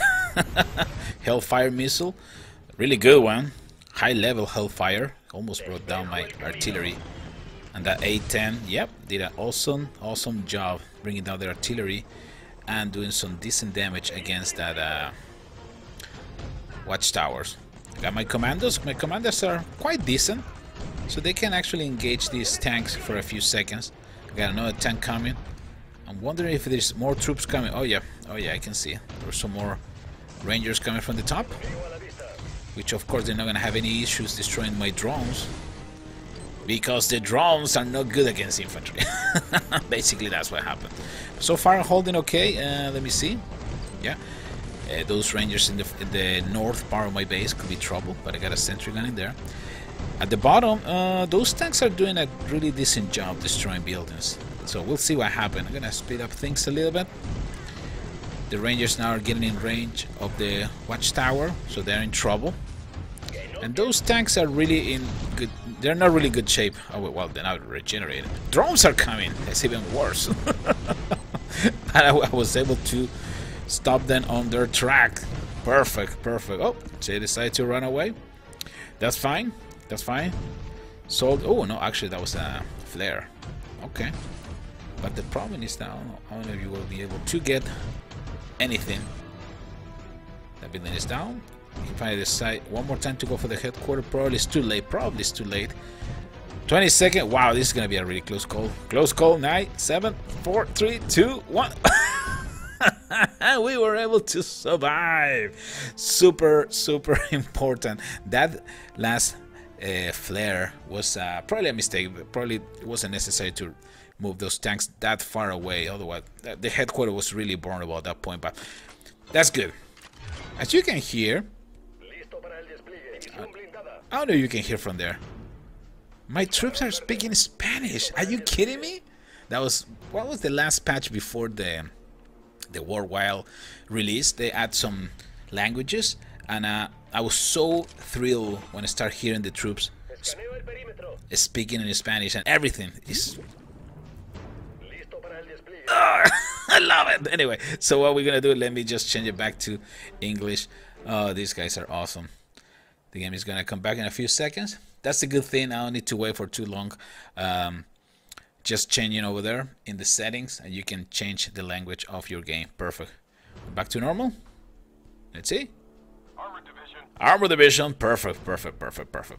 So things are looking quite okay. Like I said, I'm really happy with the official worldwide release of Empires and Allies. So now we're gonna have plenty of things to do. Okay. One of the things that I want to show you in this episode is the dome. Remember the dome that it was, well, the sentry gun and everything, and everybody's upgrading the sentry gun. It was pretty cool. Okay, it's a really decent defensive building, but remember, you can change also the weapon of your dome, because at level 9, I got headquarters level 9, now you can change that. You click in there, and then look at what we have. The Thel. Tactical high energy laser, devastating against large ground attackers. Damage increases at its focus on a single target. Wow. Deadly. So what we're gonna do, and it's actually really simple, you just tap in the new turret, and look at that. Oh, sorry. Oh. Isn't that cool or what? Oh man, see, now I can create like a more balanced defense. That dome, the Thel, is gonna help me to engage against tanks. That's why I wanted to upgrade it. That's why it's probably useful to have one of those turrets defending your base. See, you need to mix between the sentry guns, and also we can have some of those Thels. Actually, we're gonna do it. We're gonna have 2 Thels and 2 sentry guns. Why? Because a lot of people are attacking basically with the tanks. Okay, that's a really common vehicle at this stage of the game, so it's a really good counter for tanks. Honestly, I can't wait to see in action. Unfortunately, I forgot about doing this switch before, otherwise I might probably have a replay or something. But now, don't worry, game is officially released, so now we're gonna be doing videos quite often. So let's go into battle. Oh, I'm gonna show you something before I forget. Let's go back real quick, because as I showed you in one of the previous episode about the strike force, remember, you can use teammates to enforce some of your buildings. Well, now let's use one of these to enforce our troops. Look at that. It's going to increase troop damage and increase troop health. So we're going to use that one. The only problem is it only stands for 10 minutes. It's still worth it. It's still completely worth it. You have a couple minutes to play. You cannot miss this opportunity. Okay, let's using Mokai. Perfect. Mokai, you're going to help me in this video. And we're going to use you in this other tarmac. Okay. Now let's get into action. It's time to control Africa. Alright, let's go for this one. Let's scout in Ghana and see what we have.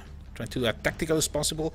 Trying to show all the new players strategy. Okay. See, in the left side, in the units available, you're gonna see those portrait with a little icon that is showing you which troops have the strike force bonus. Okay. Super easy to understand. Alright, so now while we're going to start this one, we're going to attack. And we're going to start probably with an A-10. A-10 is a devastating airstrike. Actually affect the complete area. So let's see, probably we can put this one right in the middle. right in the middle. So it's... Oh, that was sweet. Actually, I wasn't expecting to destroy that, but you know, I'll take it. See, I have enough energy now. Remember, every time that you destroy buildings, and let me go back for a second. I know probably a lot of things that I'm gonna mention in these episodes. It's probably things that I'm already say before. But the reason is because we have a plenty of new players, so it's really important to have some to share our knowledge to the new members of the Empire and Allies family, right? Perfect. That was actually a really easy base to attack. Using the A10 is super critical. I strongly recommend you to upgrade that. Okay, let's go over here. Let's scout Togo. Strongly recommend to upgrade the A10. Super important. Alright, so what do we have in here? This is a base already, and this is gonna be tough. Okay, it's trying to analyze. One airstrike in here, one airstrike over there. Airstrike. Artillery, that's what I meant. Another artillery over here, but it's really low level, which is probably level 2. Okay, this one is level 3. Not too bad. And we got a guard tower in here. Another guard tower over here. Trying to find a good spot for my A10. Probably I'm not gonna deploy an A10 right away.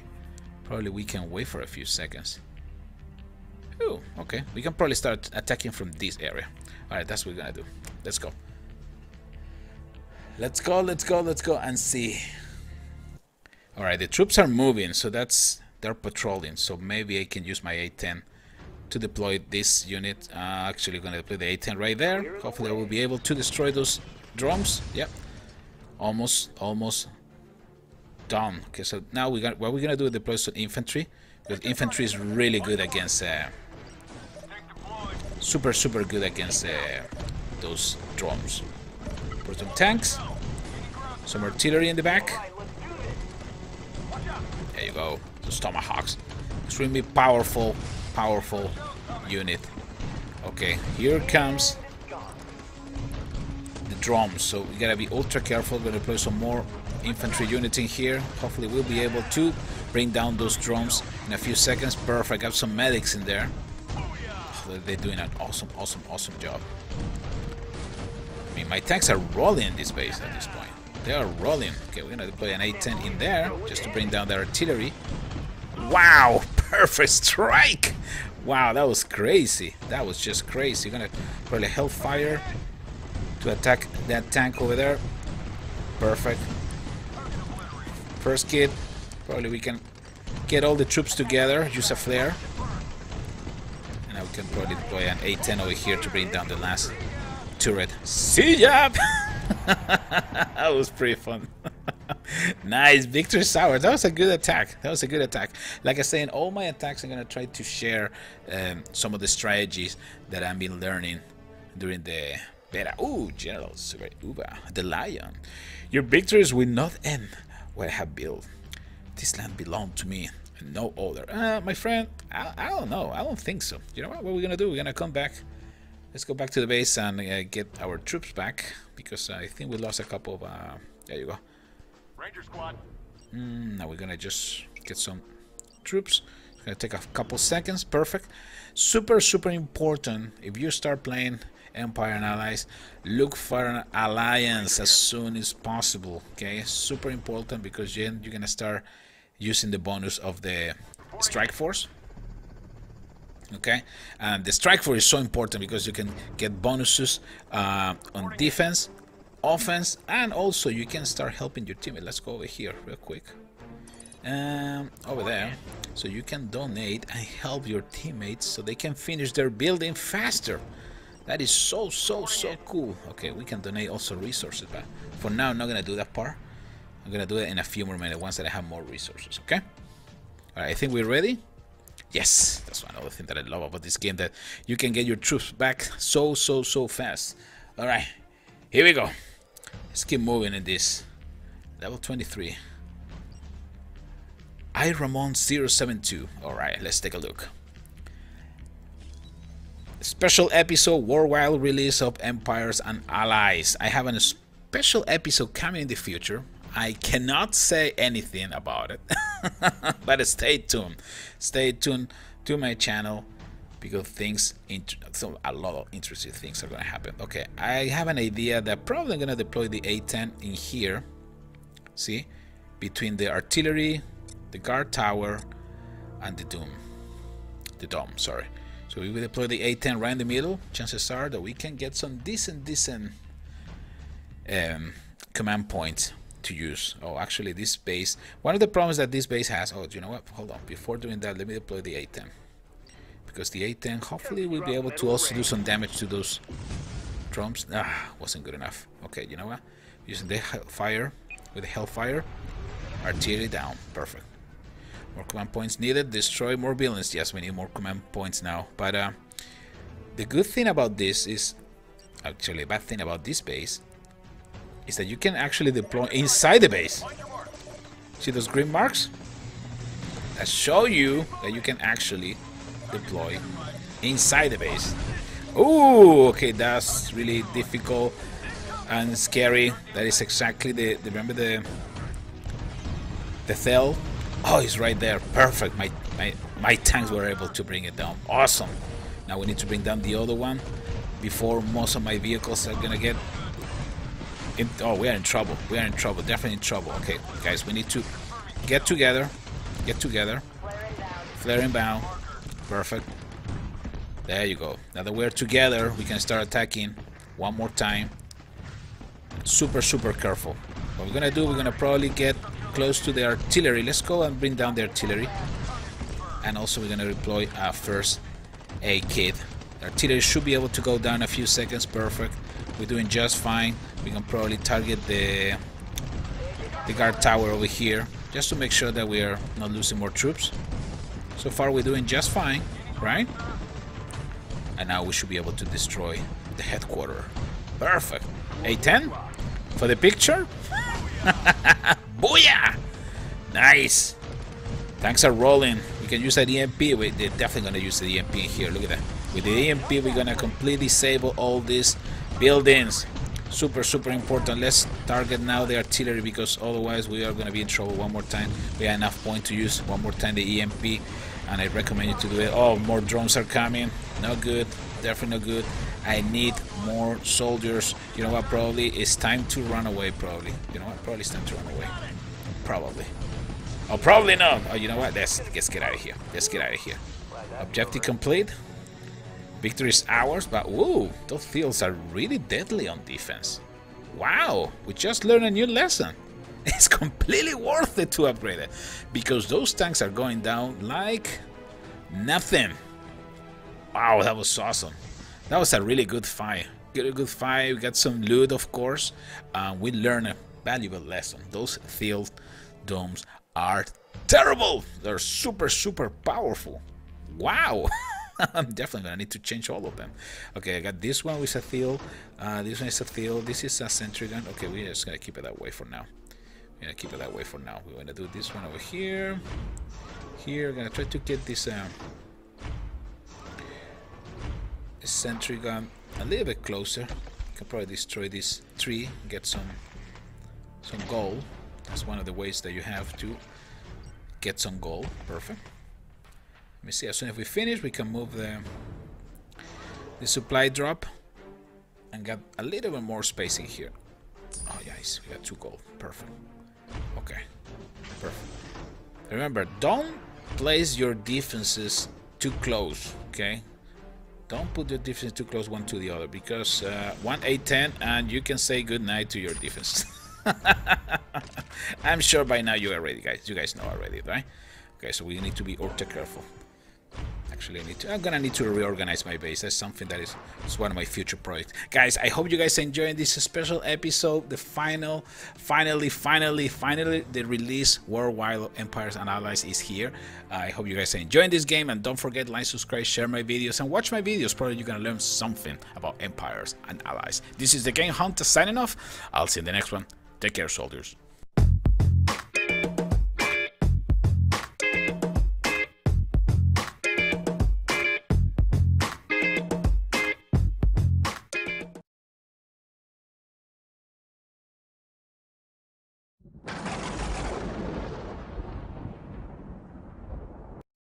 Hi everyone, this is Killshot from 999 Gaming. I want to do a video for Empires and Allies, and this video is called Nuclear Bombed.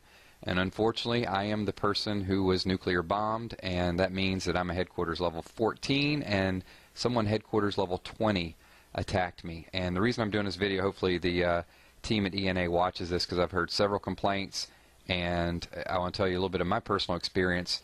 For the last 2 days, I've been working, building up metals, probably built up 400 metals, a ton of resources, only to have the unfair matchmaking system take all the metals that I earned and also almost all of the resources. And I'm not the only person. I've heard some of the comments already. I've directed a few people over to the Empire and Allies team. Show you shortly exactly what a tactical nuke looks like on an under developed base. There you go. Pretty easy, no competition here. As good as my defense is against people of my like level, I usually win about 75%. I've lost, I think, 12 battles in a row, and most of them are to headquarters much, much higher. A couple problems that I do want to identify. Number one, the matchmaking is bad, and that's obvious. But number two, there are too many leagues down at the bottom and not enough leagues up at the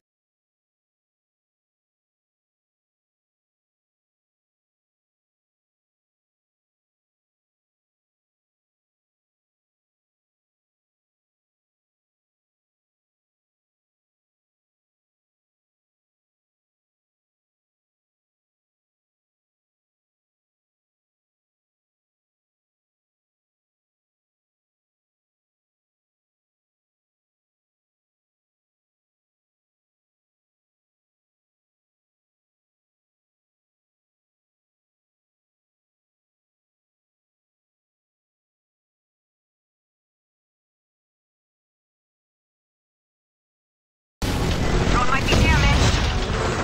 Scanning for new target.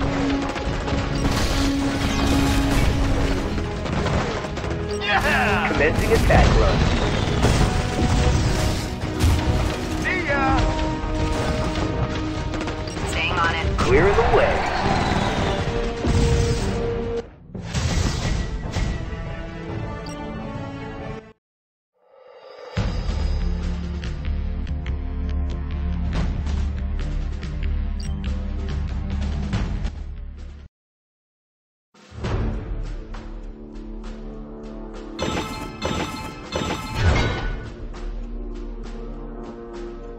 Coming in clear, Command.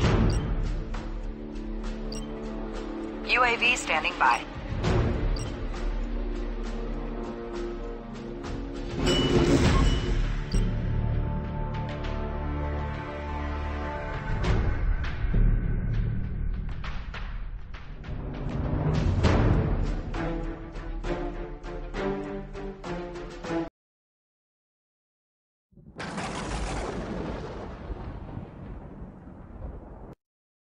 Hi everyone, this is Killshot from 999 Gaming. I want to do a video for Empires and Allies. This video is called Lock and Load, and this is going to be a combination of stealth tanks with Rangers.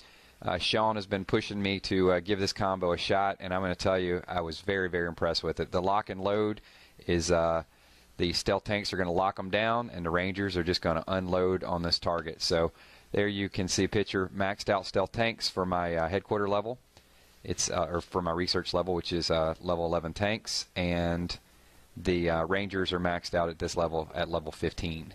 So I can't, when I increase my headquarter, I increase my research, and then I can push both a little bit higher. So I'm going to show you. You see Adam down there. I lost 71 Rangers fighting Adam. That was not with the lock and load combo. And KBS King, only 6 troops lost. So that gives you an idea of what we're going to do. Let me walk you through the battle here.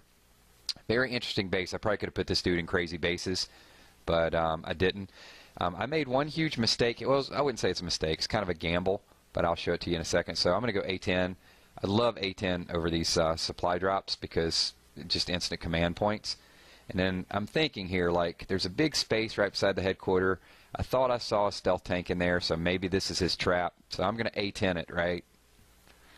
Nothing. So complete waste of an attack there.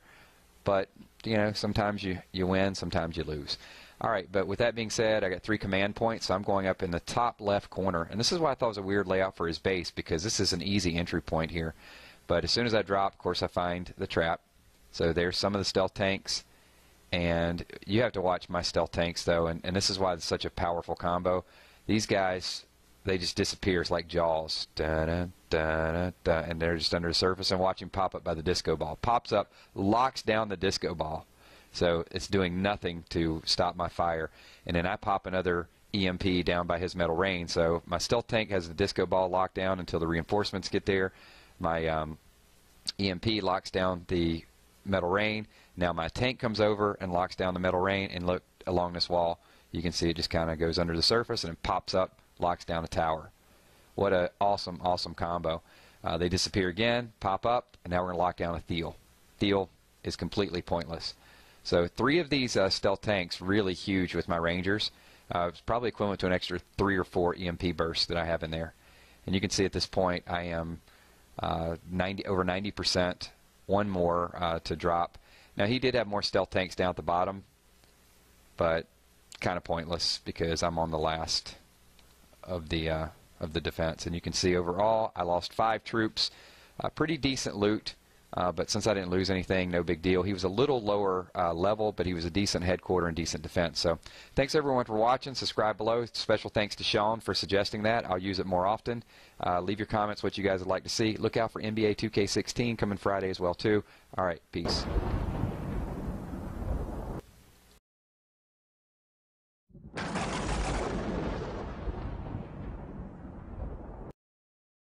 Hi everyone, this is Killshot from 999 Gaming, and I want to do a video for Empires and Allies, and this is base check number 19. And with, you know, the focus by Empires and Allies with the new base defender contest going on, what better time to do a base check than right now? So we're going to take a look at 3 bases for those of you guys that are new to this, and we just leave in the comments some things we would change and what we would modify and sort of help each other out. The first base is kind of unique though. It is a player called Cashing In, and I saw in the comments he said, hey Killshot, it'd be really nice for you to attack me. And I guess he didn't realize I cannot attack random players, but I thought, you know, at least maybe I'll look at his base and virtually tell him what I would do if I were to attack him. But then when I looked at his base, I realized he's a little lower than anticipated. So Cashing In is a level 16, and his headquarters is level 7. So the first advice I'm going to give you is do not level your headquarters 1 more level until you max out these defenses. Your defenses are pretty low. I mean, you have 4s and 5s for defenses.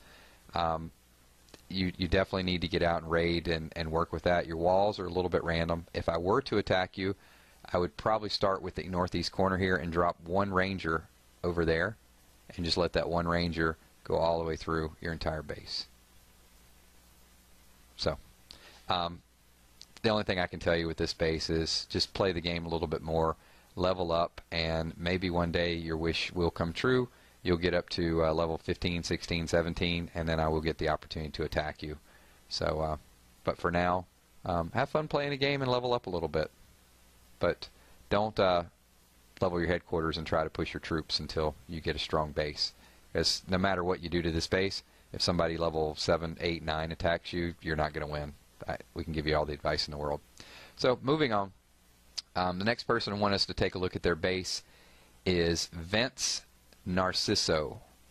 So Vince has been asking me for some time to take a look here, and Vince is pretty low level as well too. Vince is a headquarter level 9, and there's several things about this base that I would change. First of all is your rally flags. I would move your troops so they're not in one stationary area. They are too easy to take down, and you need that versatility for a little bit of surprise. The next thing is this Alliance Reserves. I don't like it being out in the open like that. I would rather have you move it over by this tree and sort of conceal it a little bit, and that way when somebody does attack, you've got some high-level tomahawks or something over there just waiting to blast them. The rest of your base, there is a lot of stuff in the middle here that's very easy to A-10 strike, so you need to spread this base out a little bit more. It's way, way too easy to build up a lot of command points on you. You do want it to be somewhat consolidated. You don't want it to be this consolidated. And I'll tell you the same thing I told the other guy. You got to level up your defenses. You got, you know, the level 8 tower made me feel good, but then I looked and saw a level 6 tower and it made me feel bad. So you really got to get this stuff up to level 9 as quick as possible. So those are 2 low-level players.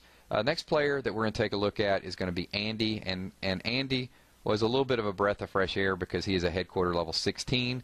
So I can see a little bit of the effort going in here. It's very well spread out, but there were some concerns that I had with Andy as well too. First, you just got some random walls here that you decided not to use, and they're really completely pointless. And then the big wall over here on the left, and in fact all the walls here I had some issues with. I think you should split them up into small segments and just kind of put them around your dome defense or some other areas that you want to protect. But the wall placement is pretty bad with your base here. The trees are excellent, and the way you hid some of these items around the trees, I had a hard time finding most of your defenses. Like, you know, here's a Patriot by this tree. If you go a little bit north, right here, there's artillery you can barely see. People are going to have to work to really spot all of your defenses, and that's why I think if you use through your walls a little bit better, you're going to be in pretty good shape. I also don't like this Alliance Reserve in the middle here. I think you get so many trees. Why have your troops out in the open? Hide the troops a little bit as well too, and do not tear down any of those trees. That really is what makes your base a little bit difficult to attack.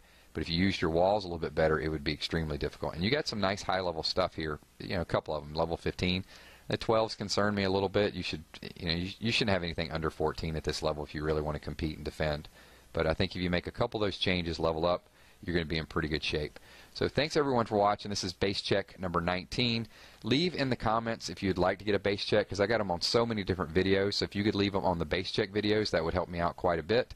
I'll get some crazy bases, get some other things up there pretty soon. Leave your comments, other things you'd like to see, subscribe below, and we will talk to you soon. Peace.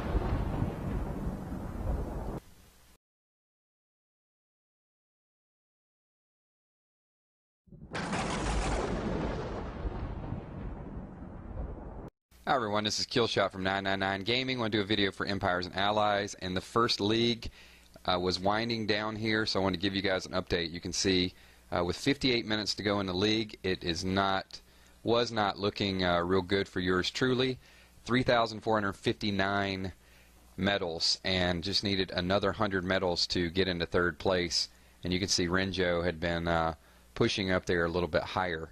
So yeah, it was a pretty hectic run here, but I figured I would give it my best shot, and over the next hour was attacking like a madman. So I'm going to use the magic of video and fast forward to after the tournament, and you can see ended up with 3,638 medals. So that put me safely in third place. Didn't win. I got a little bit of a late start, but what I wanted to do is show you guys. I got some really awesome followers, so I want to send just a ton of shout outs to all you guys. But those of you that didn't win your league, I want to show you at least what you get. So this is the Gold Crate training boost. Looks like 3 of those, 2 times 45 minutes, so not bad there. And 30% resource boost is nice, 2 of those as well too. So pretty decent, but really what we were all in this thing for was to get the new flag. So yeah, I know it's a little bit corny, a little bit cheesy, but I really wanted to change that old flag and get something that says, hey, you won a league. So there you can see my new flag. Got the skull, nice little purple and yellow stripe working there. So let me give you a nice close-up to show you my banner flying around. And the rally flags have those as well too. So, you know, people see that you won a tournament, but I got to be honest, you know, it was a lot of fun, but they're going to have to up the stakes for the next one. Hopefully they're really, really high in the higher leagues, because, you know, last hour I was working pretty hard here. I mean, you're talking about a couple hundred medals just in the last hour, so I was just frantically trying to attack anything and everything, and sometimes without even scouting. I don't care who it is, I'm going to attack.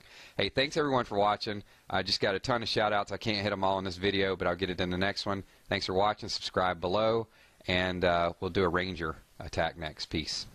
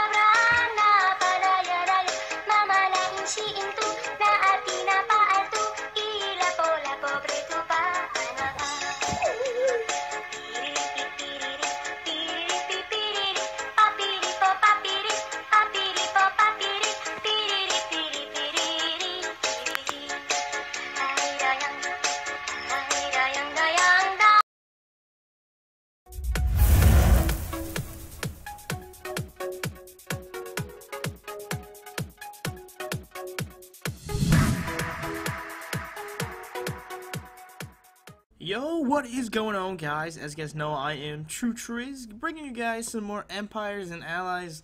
I'm really enjoying this game. This game's awesome. You can probably see what... I probably should have cleaned this up before I started recording, but I still have the broken wall over here. It's kind of messy over there. I'm eventually going to clean that up, and I'm going to put some walls around my bases. So far, I've not been attacked since my last video, which is kind of nice, but there's a couple of reasons why I'm actually recording this. Last time I was level 11, now I'm level 12, almost going to be level 13. I'm like halfway between 12 and 13, so it's kind of nice. But regardless, I am here. I'm trying to upgrade my HQ to level 6. You guys can tell I need 32,000 like green dollars, and the 5,400 steel. So obviously I clear that. I have enough steel, but I need more money. And in order for me to do that, or supplies, whatever you guys want to call it, I'm gonna quick collect this stuff while I'm here. In order for me to do that, I really want to upgrade to the next level, because I'm going to be getting a lot more things. As you guys can see, I'm going to be getting like more turrets, some more defense stuff, and overall it's going to be a lot better.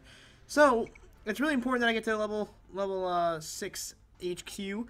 So actually, another thing I want to shout out to you guys about is I did a little work. I did a little more battling last time I played, and you guys can see I took over the entire continent of Africa, and which leaves me with the boss. And that's right, so I'm actually going to be fighting the boss in this video. It's going to be my first boss attack.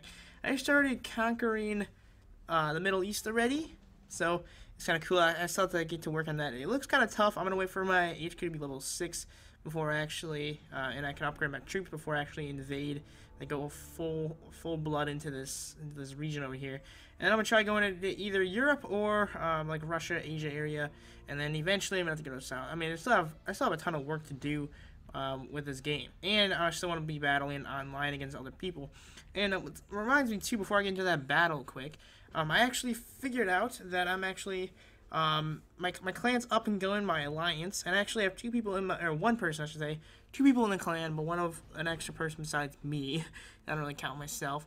And we have Marco J01, and he actually has a lot of more medals than I do. He probably has a better base. So a quick visit his base area. We'll see what he looks like. He has a pretty nice base here.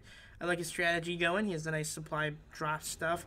And, I don't know, that's a pretty interesting tactic with those mines right there. And he has the turrets, 2 watchtowers, and some troops. Probably they cycle around eventually. Oh, my phone's going off. I don't know if you guys can hear that or not. Let's continue the phone. This video is a lot more important than a phone call, if you guys ask me. But anyways, that's pretty cool. If you guys want to get your video, or your base featured on my videos, make sure you guys join my alliance. If you guys have this game already, I mean, it hasn't been released for the US yet, but you can get it on Canada and New Zealand Marketplace if you guys really want to play it right now, like what I'm doing. So anyways, let's get back to work. When this game actually gets released, like the full game gets released and whatnot, I mean, it's gonna be insane. You know crazy it's gonna be. There's gonna be so many attacks, so many battles. It's gonna be fantastic, and I'm hoping all you guys can join my alliance or my clan. So anyways, let's get to it. Let's go fight this boss real quick. Hopefully, I already scouted out before, and it looks doable. It looks really possible.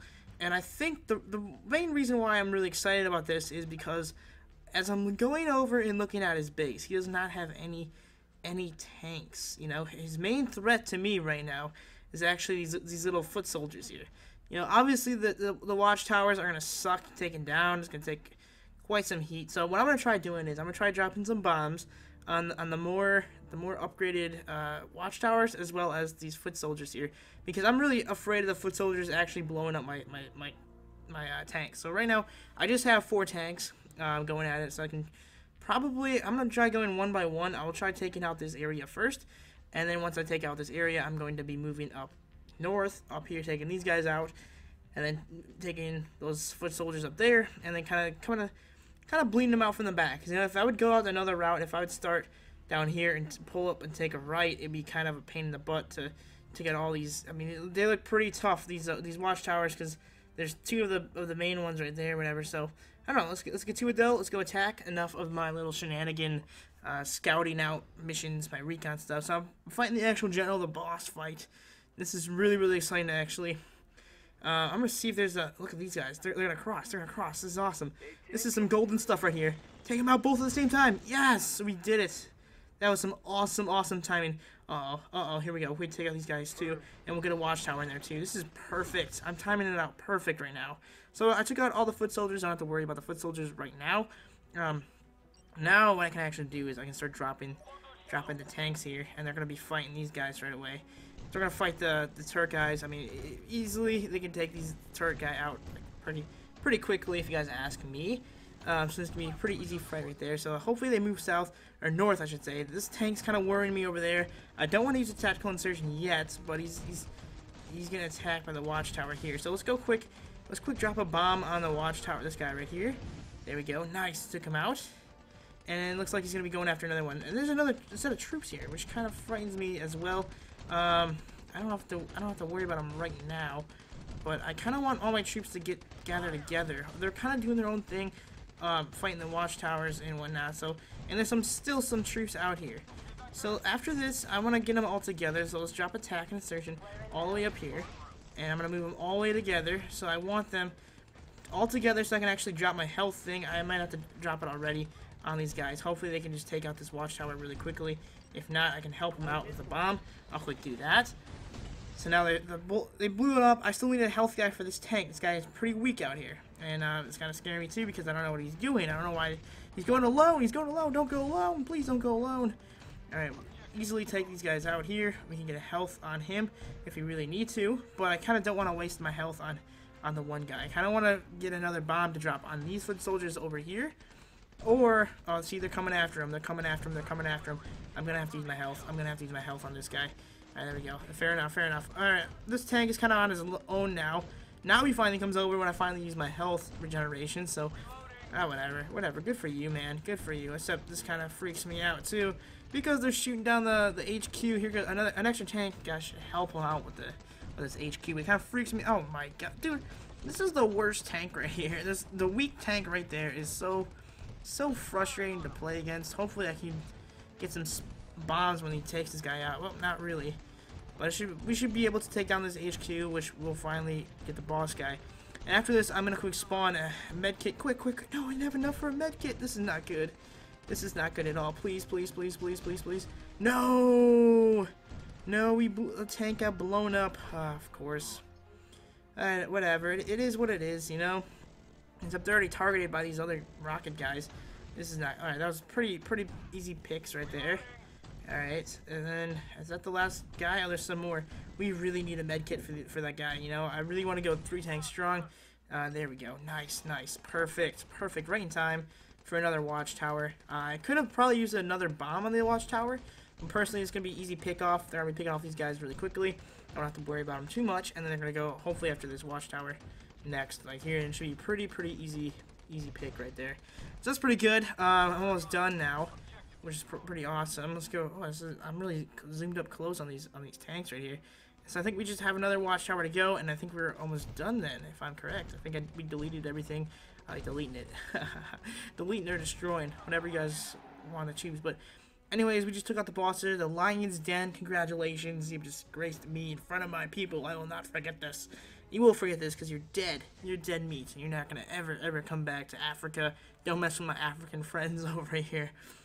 Nice. We got a nice, pretty good loot right there. We only lost 1 tank, which is kind of a bummer.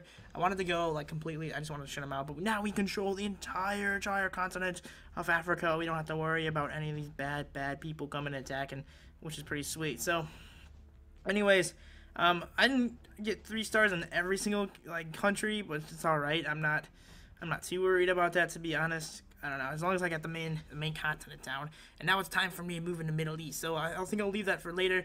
I just got a Snapchat. But anyways, I hope you guys enjoyed today's video. If you would, please smack the like button. And we'll catch you guys in my next video. Until next time, have a great day. Stay true. Peace. Bring it back. You're watching You're watching He got the best bits of all time. Don't be shy, go and subscribe. Go!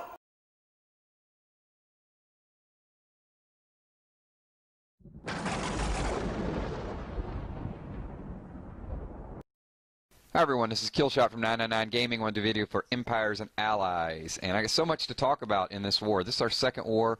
You can see we call it war domination. We're completely destroying the other team, De Cajones. So first thing I want to talk about is the name of the other team. Cajones by itself means testicles, a little lewd term, but if you use it as a preposition with De Cajones, it actually takes on a different meaning. So before you tune this out and bleep it out, it means courage, or it means, it's a slang way of saying a brave team. So these guys have a lot of courage. What they don't have is a lot of time to get back in this war, because as you've seen the score, it's 85-0. So this base has been hit by a couple people. I'm going to go back in. I'm going to hit it again. I'm going to have a Ranger Fest like the one guy says in the comments. I love my Rangers, but let me show you how to three-flag this base. Actually a pretty decent base, and it's very well enforced with Strike Force. But I'm going to start out, I'm going to melt the Metal Rain. And there's a whole bunch of stuff here to the left of the headquarters. There's like 3 defenses there. So I'm going to go in hot, get the A10 working. And you can see we've got a reinforced dome. And those are always tough. But you also saw the little blue circle there.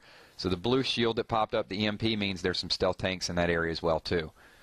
So we're going to save EMP burst specifically for that area. Alright, so I'm coming in, dropping all the Rangers in the front. If he's got his trap over by the headquarters, I didn't really feel like I had anything working over here, and I was correct.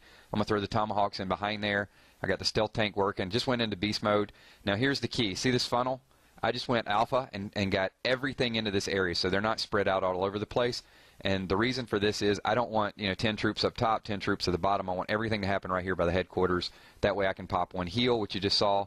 I popped the EMP burst. I got his defenses shut down, the disco ball shut down, then it goes. Sentry gun's still hitting a little bit, but the real key here is I want this artillery gone. So the artillery is reinforced. So once we get the artillery gone, we're in great shape here. I'm beast mode again right in the middle. Got a nice chunk of my troops right there. And now it's okay, I can spread out a little bit. My Tomahawks are going to go down. They're unprotected, so there's really nothing I can do, but they were reinforced. They did exactly what I needed them to do. But at this point, I didn't want to alpha or bravo, because I like what I've got going on up top. And if I alpha and bravo, it's probably going to pull some of those troops that got mixed up down toward the bottom. So I'll just let the Tomahawks die. And, basically, they'll absorb a little bit of damage to keep my Rangers up a little bit longer. So good stuff working up top. I got enough for EMP burst. I'm going to go and drop the EMP down in the middle toward the bottom. You can see I shut down the tower with the sentry gun. Just going to buy me a little bit more time for the 1 or 2 Rangers that are out there. See, I had some healers around the corner there. And a sentry gun would have taken those healers down had I not shut that down. So now I got my stealth tank back in position. So it's locked down the sentry gun. The Rangers have circled around. They're about at 3 o'clock now. And now it's just a matter of my Rangers catching up with my healers, which they will do. And we will finish these guys off in just a couple seconds. One quick thing before the end of this video, I did want to say, if you guys are wondering, this is war domination. Our last war we tied. It was against a pretty good team, and I did not see in the forums what the tiebreakers were. I don't know if it's the first team to a number, and then if you tie them, you lose because it counted as a loss. I don't know if it's total damage. I did not see, any type of forum that said what the total damage was. So if you guys know, or if the guys at ENA can link that in the bottom of this video and let us know, what are the grounds for a tie, because it did count as a loss. A little disappointing for our team. But this one is not going to be a loss. We're back on track. We removed a few inactives and got 1 or 2 spots left over. So shoot me a quick comment. Maybe we can kind of work you guys in. Thanks for watching. That is Ranger Fest Total Domination. And make sure you have De Cajones for your future attacks. I will leave it at that. Thanks for watching. See you on the battlefield. Peace.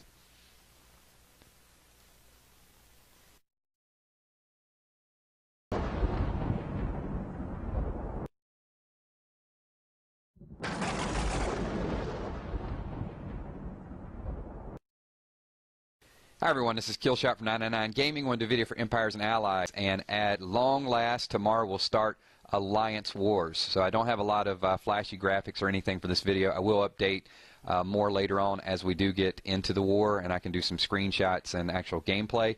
But I'm going to give you just a few bullet points of what to expect. Plain, easy to understand English. coming right at you. First thing you guys need to do, get rid of your inactives and start recruiting today. Make sure you can replace people. The video that I saw in the forums was a little bit vague as far as the size of the war, so I don't know if you're going to go 15 on 15, 20 and 20, 30, 30, etc. That information was not available, but here's a little bit of the overview and what to expect tomorrow.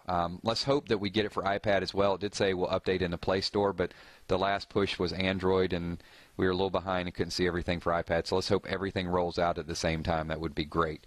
So real quick, this is what's going to happen. Very similar to Clash of Clans. You're going to get a one-day war prep, so you can discuss strategies, look at the other base, decide who's going to hit who, and then the war will start. You'll have 24 hours to do your attack. From what I've seen, you will be able to, you'll use 2 attacks, and your best attack will be the one that is scored. One thing that was said in the other videos is even if your team is losing, you will get loot based on the amount of flags that you get. So, if you're really getting dominated by another team, hopefully you're not, you continue to attack and just base your loot off of that. Another thing that's kind of exciting, the defense is going to be bumped up a little bit, so instead of 4 strike force units, you're going to be allowed to have 6 strike force units on defense, and that's going to maintain the entirety of the war. So that's definitely going to make it a little bit harder to attack different bases. That would be a great rollout for all the time instead of just wars, guys, because the defense does need to be buffed up from what I've seen with the game. But anyway, hopefully that'll we'll see how it goes in wars, and we'll see how Empires and Allies handles it after that. You'll also be able to use strike force on offense, so the defense will not interrupt your offense. Medals will not be lost during Alliance wars, so you don't have to worry about like with the tournaments and the leagues right now, getting attacked and things dropping. I don't know what's going to happen with the leagues. Hopefully the leagues go away and Alliance Wars will take precedence over that, because I know there's some frustration with people that continue to get attacked and lose medals in these league play, and we'd also love to have a shield, guys. So there you go. That's the prelude for Alliance Wars. I'll give you guys more information as I get it tomorrow, and after that, thanks for watching. Subscribe below, leave comments, and look forward to seeing you guys on the battlefield. Peace.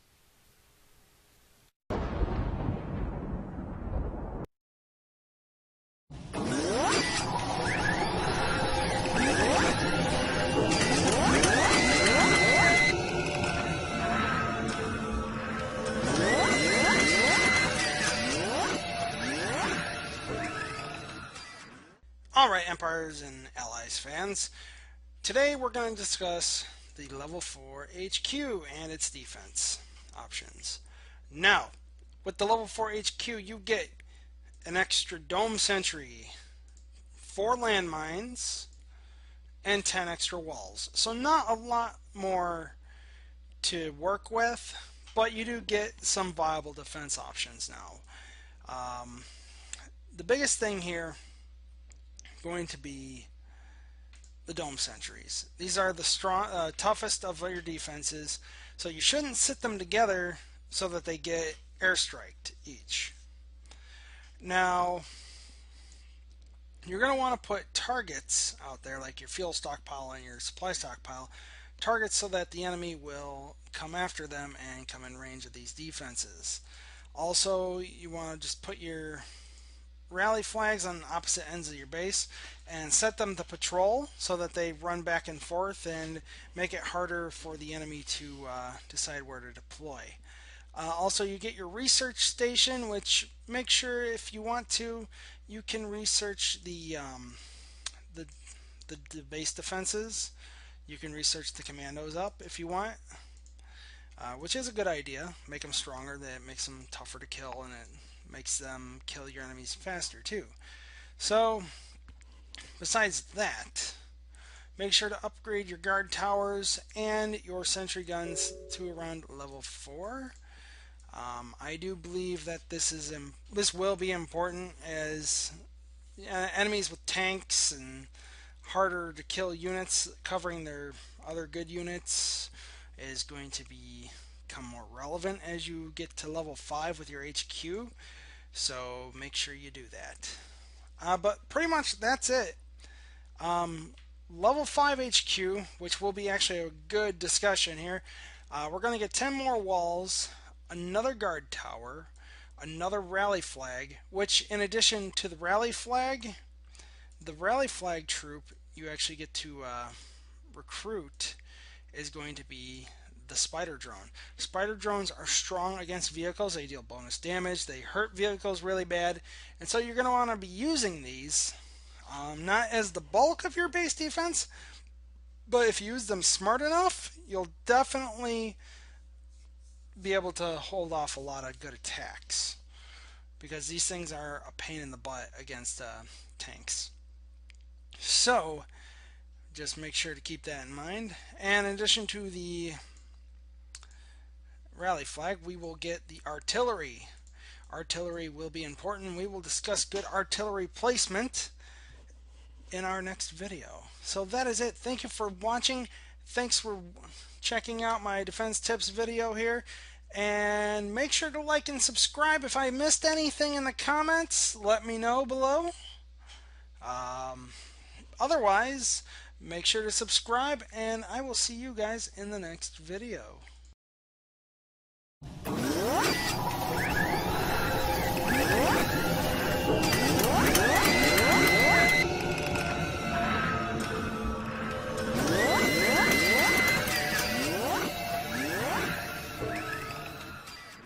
Alright, Empires and Allies fans, today I thought I would discuss some general tips for making successful attacks in this game.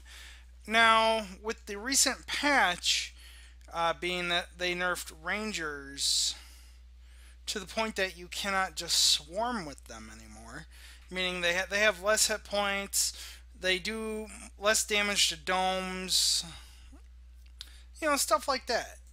And actually less damage to spider drones and commandos.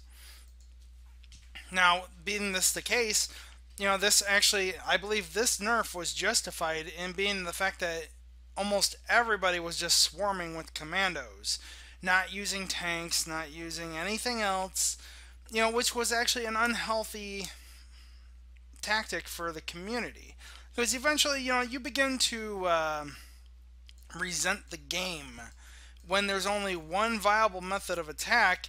Everybody's using it, and you know, there's no way to stop it. And in the case of Rangers, that was pretty much the case. So as far as it goes, you know, people can QQ all they want about it, but the fact of the matter is Rangers were OP and they needed to be put in their place. Now, there's only really two main things you need to worry about with your airstrikes, and airstrikes are key. You should really be upgrading your airstrikes to the point where they're doing really good damage against your enemy structures. Now, when you're coming in from the ground, your main focus is going to be on the enemy artillery and the enemy dome sentry guns and thelt lasers. Now, the reason being is that these are the main two things that will be attacking your ground forces. You really should not waste airstrikes trying to kill enemy commandos and enemy stealth tanks. Because number one, you can't see where the stealth tanks are anyway, and number two, the commandos can easily be killed with a combination of tanks and rangers. So remember that. Or tanks and the tomahawks. That's what I was looking for. And anyways, now when you're coming in from the air though, using attack drones, your main two focuses are domes with sentry guns and the Patriots, and taking down all stealth tanks and commandos there are, especially stealth tanks. Stealth tanks can ruin your day, and I will show you why right now. Because essentially, if you don't pay attention to where the enemy has stealth tanks, or if the enemy has stealth tanks, then you are actually going to get wrecked in the short run of the battle, because the stealth tanks will just lock down your helicopters, they'll lock down your drones, and you will lose the battle very fast and very hard. As you can see here as an example, nothing but commandos and stealth tanks took down 14 Apaches, and this guy retreated in the end because he realized that he made a massive mistake. So anyways, that's pretty much that. And that's pretty much actually the tips, because right now, like I said, this game is still young. Zynga could roll out a whole nother patch changing the way we do things. So basically, the main tips here are: keep your airstrikes upgraded. If you're coming in from the ground, focus artilleries and domes. And if you're coming in from the air, focus Patriots and domes with sentry guns, or domes with the upgrade after level 13, the aerial defense. But other than that, though, that's pretty much it. Let me know what you guys think in the comments below. Make sure to like and subscribe, and thanks for watching, and I'll see you guys in the next video.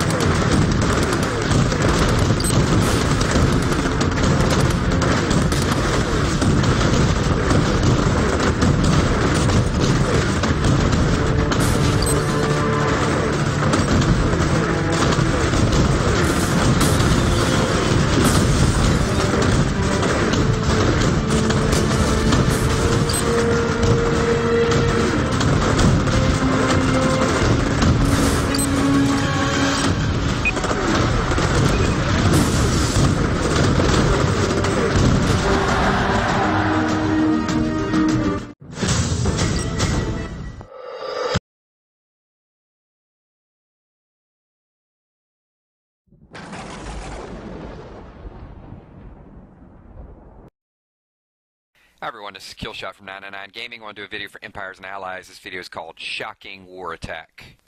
Not because it's overly shocking, but because I'm going to use a lot of EMP and I'm going to use some electrical bursts to shut them down. So we're going to be shocking them. Here you can see we're in war number 3. I'm going to say we're undefeated technically because we tied the first war and then we won the second war. And if we win this one, yeah, okay. Don't get me started on the ties. So I'm looking for a 3-star, 3-flag target that has not been hit yet.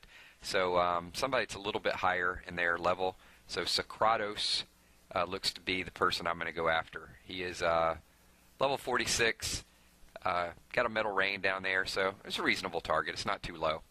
I may hit somebody a little bit higher with my second attack, but I always like to get something pretty good match around the same as me, the first one, to sort of get my feet wet. In this attack, though, I'm going to show you, I'm really going to slow it down and I'm going to zoom in because I wanted to do a couple things. I wanted to show you a solid attack, but also show you really what the stealth tanks can do. I've done a couple of videos on that, but I'm not going to, just beast mode everything in this battle. I'm going to slow it down just a little bit more to show you the graphics and some of the other things. So let's get it started.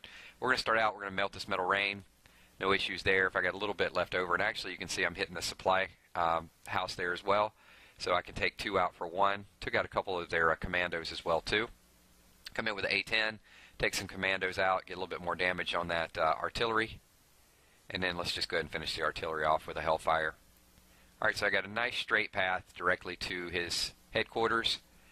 And he set this up kind of 4 corners just to sort of stall a little bit. So this is a base that's meant to really make you take a lot of time. And what I'm going to do is I'm just going to hit the Alpha and Bravo keys and get my group right here, you know, up in there close. And you can see his commandos come around the corner. Commandos they actually hit pretty hard. I was a little surprised at how many he was able to take out. And I even did a speed burst there to get through them a little bit. But you can see there's quite a bit of tombstones just from, you know, one wave of commandos. So we're back in pretty good shape here. We're going to split up a little bit, take a few fixtures down just to build up a few command points. And then I'm going to funnel them back in. But here's what I talked about as far as I'm kind of letting my troops sort of run wild a little bit here just to show you this. This is pretty much complete shutdown. See, the stealth tank over on the right goes up to the sentry gun. One stealth tank has that lockdown while we sort of pick it off. And then on the left side, same thing. And then see, once you get it down, the stealth tank goes over and sort of helps fire a little bit. And I'm using the extra EMP burst up top. There's some reinforcements up there. So I've got 2 sentry guns and a artillery up there. So my EMP just shut that down. And take a look at the stealth tank. See him go around the corner to the left there, disappeared. He's going to pop up and then lock down that sentry gun. And the stealth tank over on the right side has the artillery locked down while we fire on it. So complete lockdown here. And then just little by little, you can see, you know, 3 or 4 stealth tanks can really lock down almost all the defenses as long as you keep those troops up. Not a lot of Rangers on the headquarters, so it's going a little bit slow. And you can see my stealth's just going to go around the corner again. And it locks down the air defense, which really isn't necessary. Would have been nicer if we went over and locked down the artillery. There it is. And I lost my stealth tank over on the right. So the sentry gun is kind of free firing a little bit. But it's reinforced, but still not going to stay up very long. At this point, I started scrolling around. I was panicking. I was like, I got 20 seconds left. Hopefully, I got everything in the far corners. But I did. I had a few troops that roamed out of the way and took care of those things. Luckily, otherwise I would have been in some issues with the timer. So that is a 3 flag. I still got my other game mentality in my mind. So a 3 flag attack on a level 15 decent base. Not the strongest I've ever faced, but I wanted to give you kind of a good mix. Any war tips, any war tactics, you guys leave in the comments below. Let me know what you'd like to see. I just finished base check number 20, so appreciate those guys up there. And I got another 5 or 6 people that even in that video to ask for it. So I'll get base check number 21 up soon. Hopefully these guys tack, because the Italy Storm number 2, I don't know if they just joined the war and they weren't ready to go or what's going on, or maybe they're going to do a late surge, so I'll keep you guys posted. Thanks for watching. Leave comments below. Give me a thumbs up. Stay tuned. Video number 999 is coming up soon. I'm going to do a special treat for you guys. Give away some gift cards and some other things that should be coming up within a week. Peace.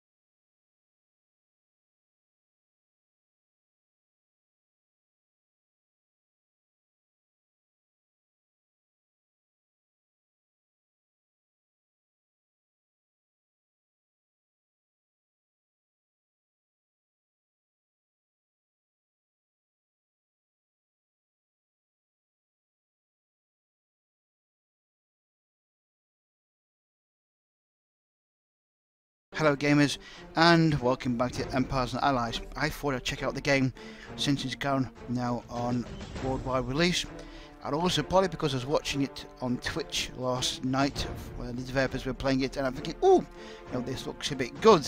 I thought I might crack it open again and continue playing it, as it was such fun the last time I had a go of it.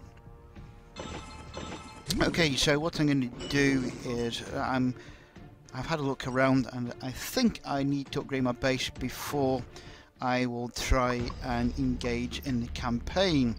I'm just gonna, as I say, the campaign at present moment is, let's have a look, at a point where I think I need to have better units. Yeah, I'm going to have some quick matches here and see how it plays out in the quick matches instead, and see what I can do, because I think that's what the guys on Twitch were playing last night, and so let's have a look. Well, here we go straight away. We've got a nice open area, and there's a spot right in the middle. If I could place them, actually, let's see if I can place them right in the middle, I could get away with this. So let's scroll in here. If I go attack, drop that. And there we go, that's them taken care of, and then I just go and deploy. Look at that, actually got more space to deploy in the middle, like so. Oh no, sorry, there. Come. There we go, just deploy right in the middle, like so. And away we go. I can just take that out, thank you. Goodbye, that's that taken care of, and then it's just a matter of taking these out. Let's just mark that. Go on, I want you to remove them first, please. So the tanks can take it, but the troops can't. That was my troops. Bugger, never mind. Over here, please, chaps. I want to take that out. Thank you very much. Go and remove that, please. Got 2 tanks left, but it should be. There we go. Excellent. There's no one taken care of, and away we go. Just a matter of now clearing up now on the base.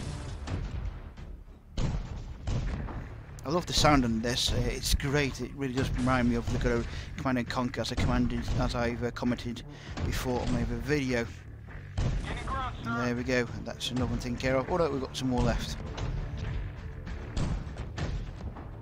Something else also about Empires and Allies is, of course, there is no what can I say? There's no timers on the amount of times you can attack, which, unlike Rival Kingdoms, there is that, as you've probably seen in the video. If I wanted to choose between the two, I think this could be the one that was better than CNC. But in the Rival Kingdoms, from what I've seen, say, well, it isn't actually too bad either. So, okay, so there we go. We've lost 9 troops, so we need to get our troops back. Go back to base, and oh, we can recruit here. Let's see what we can do. Now, let's see. Weak against tanks, strong enemy. We could do with some of them. So yes, let's have them, please. Thank you very much. And recruit my troops. Oh, no, sorry. Recruit. That's it. No. Forget it. That's better. Nope. Hang on. That one and that, please. There we go. Recruiting troops. Thank you. That's something else I like about it. Is how quick the timer is on these. How quick the timer is on this. That's better. They are very short, which is always great. Reporting in. Now, one pro tip I was given was try to upgrade when you finish for the evening. So okay, I will try not to upgrade anything unless, of course, I can. Like my research. Let's research. Yes, please. That can research anyway while I'm waiting for something else to happen. And I let my troops. Okay, let's go upgrade that. Will take me an hour. No, let's wait for my troops to finish, and then I'll go and do some more attacks.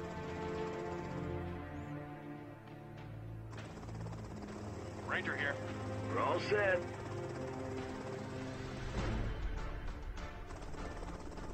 Ranger here. See, there's only 5 seconds to go. 3, 2, 1. That should be the last one then. Ranger here. That's it. We're done. Yep, we're done. Okay. Let's go have another quick match. Once again, we have troops there, which can be taken care of, and one tower there. Let's go attack. Let's take care of that tower first, I think. So if I deploy that over There. Bring Go it on. down the hammer.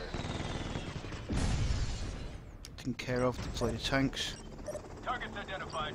Deploy the troops and deploy them Let's go, Rangers. either there, because I want them to take on the soldiers.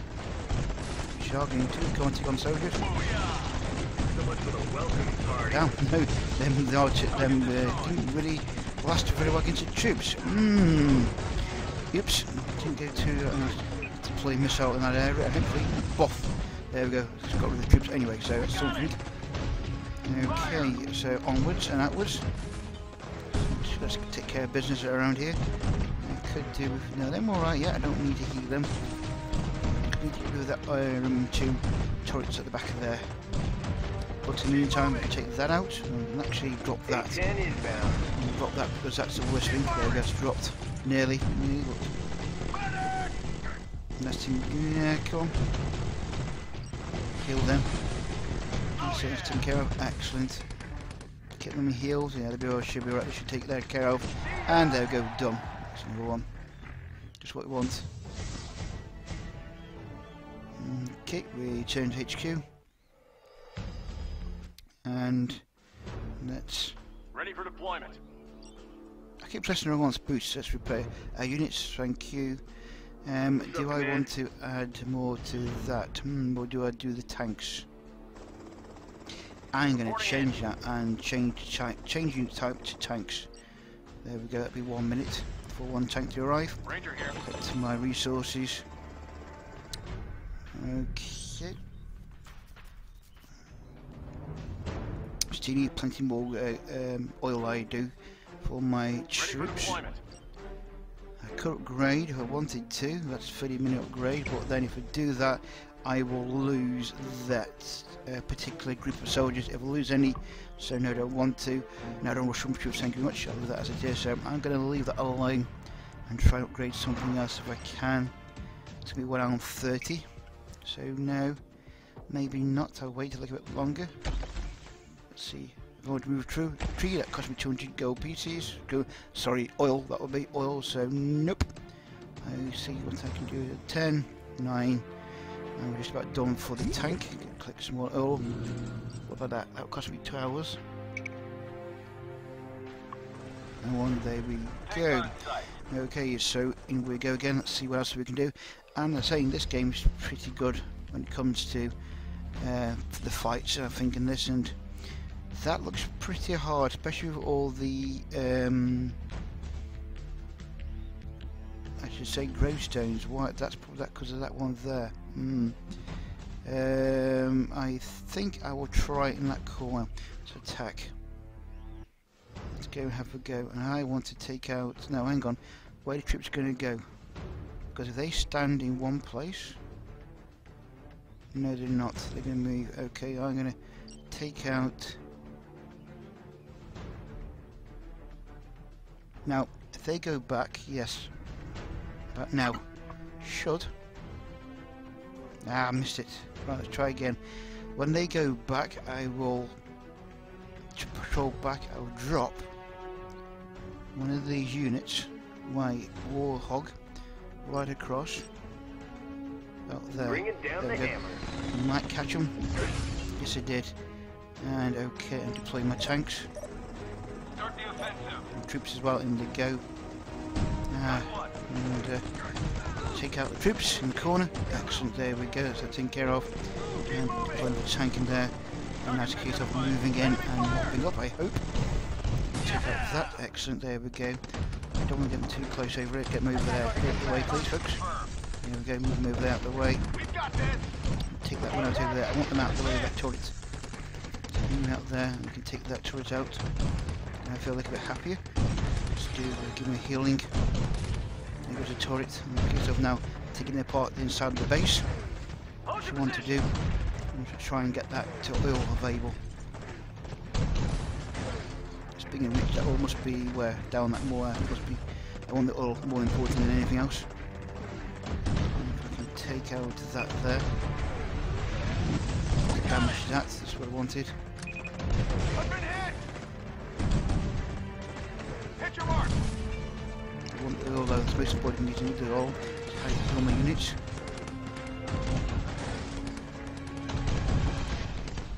taken care of.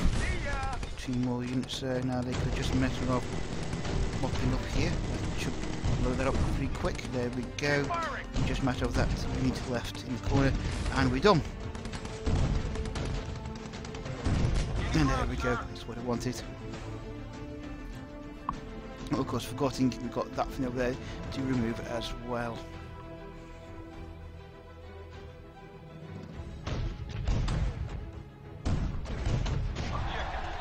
And that's no one. Excellent. So return back to HQ. Yeah, home again. Of course, I need to train up my units. Add units, please. And there we go. That's going to take me 5 minutes.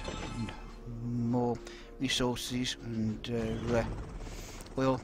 Now I'm about to nearly maxed out on my I suppose goods, you could call it, and see where we can do that. It's going to take me 2 hours. What about building wise? Can I build anything else? Let's have a look. What can I build? Defences. I can still I know what I can do while I'm here. Defences. Let's look at the war. Can I up my green of war at all? No, I can't do that. And that is, oh, that's level 5 as well. Is that level 5? Yes, that's level 5. So I can't upgrade my my defences. What else? Can I build anything at time? I can build body flag, landmines, and that's about it. And I can build some more walls. That's a good idea. I can build some walls. Now, as we're seeing here, let's actually cancel that for the time being. And can I move this? Yes, thank you. Now, I'm going to try and create a circle. I'll try and create boxes. So if I put that there, now I've got to be careful about making sure I don't leave any holes. That can go over there. That's it. Okay. Now let's build some walls. So we've got the chance. Yes, please. Keep building. Okay, and then build, and that way. So, and one more, and okay, and build like so, and there we go. Nope. And then how do I can upgrade it? Oops, keep that there. That's fine. No. I've deleted my wall. Let's try it again and show you, folks. Duh. Let's have a look. Okay. And upgrade that. Yes, please. Upgrade. Okay, I think. Oh, I see what's happened. Nope. That's fine as it is. No. Come on. That's fine. Got a bit risky with there. I think. Let's upgrade. Anyway, that's it. It's getting there slowly. And upgrade that, please. Thank you. Keep going. And can I? Nope. That's fine. That's fine, please. I want it like that. That's okay. So upgrade that. Thank you. And upgrade that. And upgrade that. That's it. Upgrade that. Upgrade. There we go. That's a bit more. And do we have any more spare bits left? We do indeed. So we can actually carry on building it. So right. I want that moved. Thank you. Over there. Okay, and that over there like so. Thank you. And then we will go back to build defences tower. And there we go. There, please. Keep going around the corner. Okay, and move that over there, and like so. And that over there, like so. Okay, move this. Can move that. Thank you. Move that over there. And let's see if I can carry on with my war. Go back to defences, troops, and keep on building, and there like so. Okay, that's that done. And then case of whoops, upgrade. Nope, that's what done. Upgrade that, please. Thank you. And upgrade the war.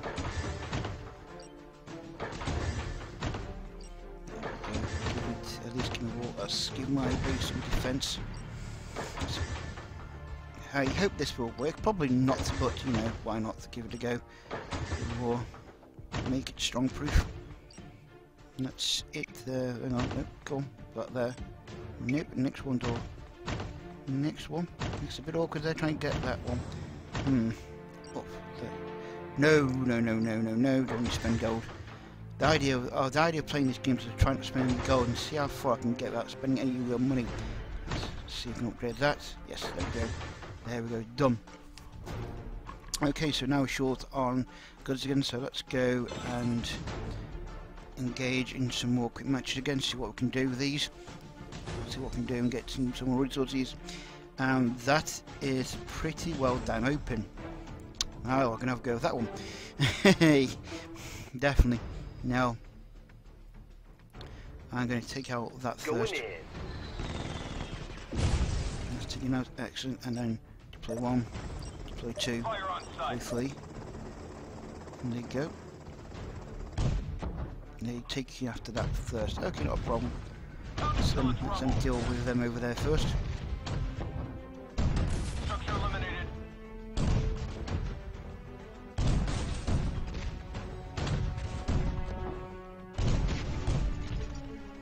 Just see if we can do a tank rush with just these units. Probably not, but it might be fun to try. There's 3 tanks. Okay, closing in over there.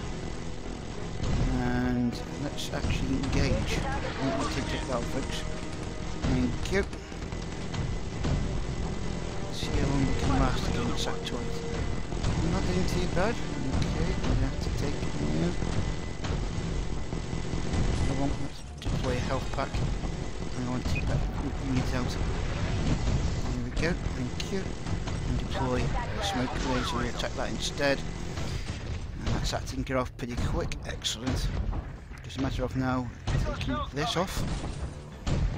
That's again, I'm after the all more than anything else. I've got plenty of goods, so I can get some. I might probably get a load more actually if I flatten this base by the looks of it.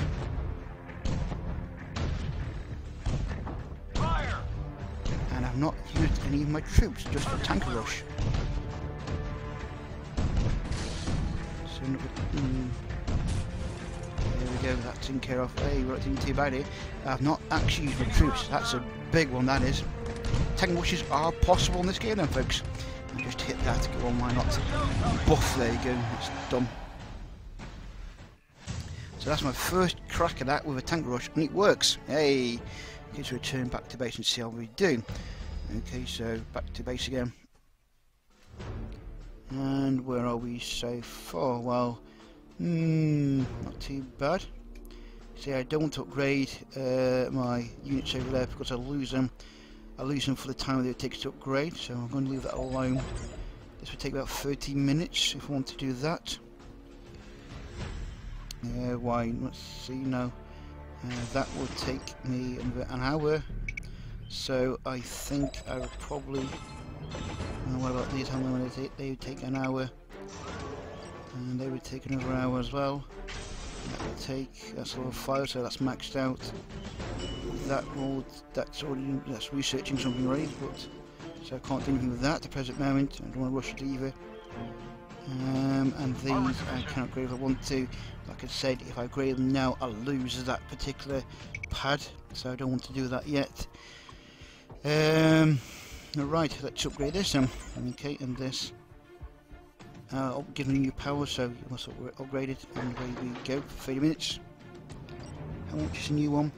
750 at present moment, and okay, so what can I do to get that? Let's have a look at my requirements. Nope. I'm looking at my requirements, what I could use to get more gold, but there we go. Upgrade supply stockpile to level 5, upgrade HQ. No, I don't want to upgrade my HQ as yet, because I want to try and keep the people attacking about my level. And it seems to be working that, so let's go and have another match while I'm waiting for that to be finished and see what we can do. Have a quick match here. Right, and once again at level 4, and look at this, it's practically open. This is going to be dead easy, I think this one is, so let's go attack again. And this time I'm going to actually flatten that. There we go, that's flattened, and I'm just going to now deploy 1, 2, 3, tank rush again, and away we go. And it's just a case of flattening them and get some more resources. No need to play anything else. I don't think no, nothing else. That was also a brand new base which the person's probably given up, I would imagine.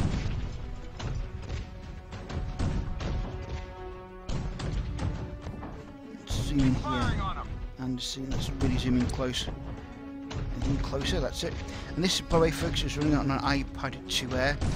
And you see, it looks actually gorgeous, doesn't it? And especially like how the guns operate. So the guns are the twitch in the tanks, recoil, and the radio mask, I suppose, in the back. Also bounce as well. And I like how that is done. The only thing you can't do in this, which would be nice, is if you can rotate your screen so you can look behind bases or buildings, because if you craft enough, you can, I suppose, deploy defences behind buildings, which may be getting missed on the overview. So that's something that would be nice if you could actually spin around the map. You can look away, and that was a very simple and quick match. Okay, let's go back to where we are. Home base again, and collecting more resources. You can notice 27 minutes to go. Okay, another quick match. Right, ooh, this one's going to be a bit more interesting by the looks of it, folks. We have 2 turrets, one here, and one over there, and one over there. I think the main business end will be probably over here. The HQ is over there. Actually, I think it's going to be coming through this way. So I come through this way. Let's have a look. Okay, zoom in here, but you can. Well, I've got to be careful. There it is. I'm landmine, and it is over there. So I want to deploy that. No, I can't deploy that there. Take that out. Okay, deploying my troops. 1, 2, and 3. Okay, smash that. That's it. Now I want to take out the HQ. I don't need to worry about that turret over, that's fine, it's going to be safe. And my troops over there. Now where are they going to go? Because I need to deploy my troops myself. I haven't come across here yet, so they stay over there, that's good. Take out the HQ, that's at least a win so far. Once again, I'm not deploying my troops, I'm just seeing if we do a tank rush. And there we go, there goes the tank, there goes the HQ, that means it's a win for me at least. Now let's go down the, I hope they go down the right hand side, keep going, that's it folks, keep going down there. Here come the bad guys. Now if they stay about there, I've got them, that's it. There we go, that's them taken care of.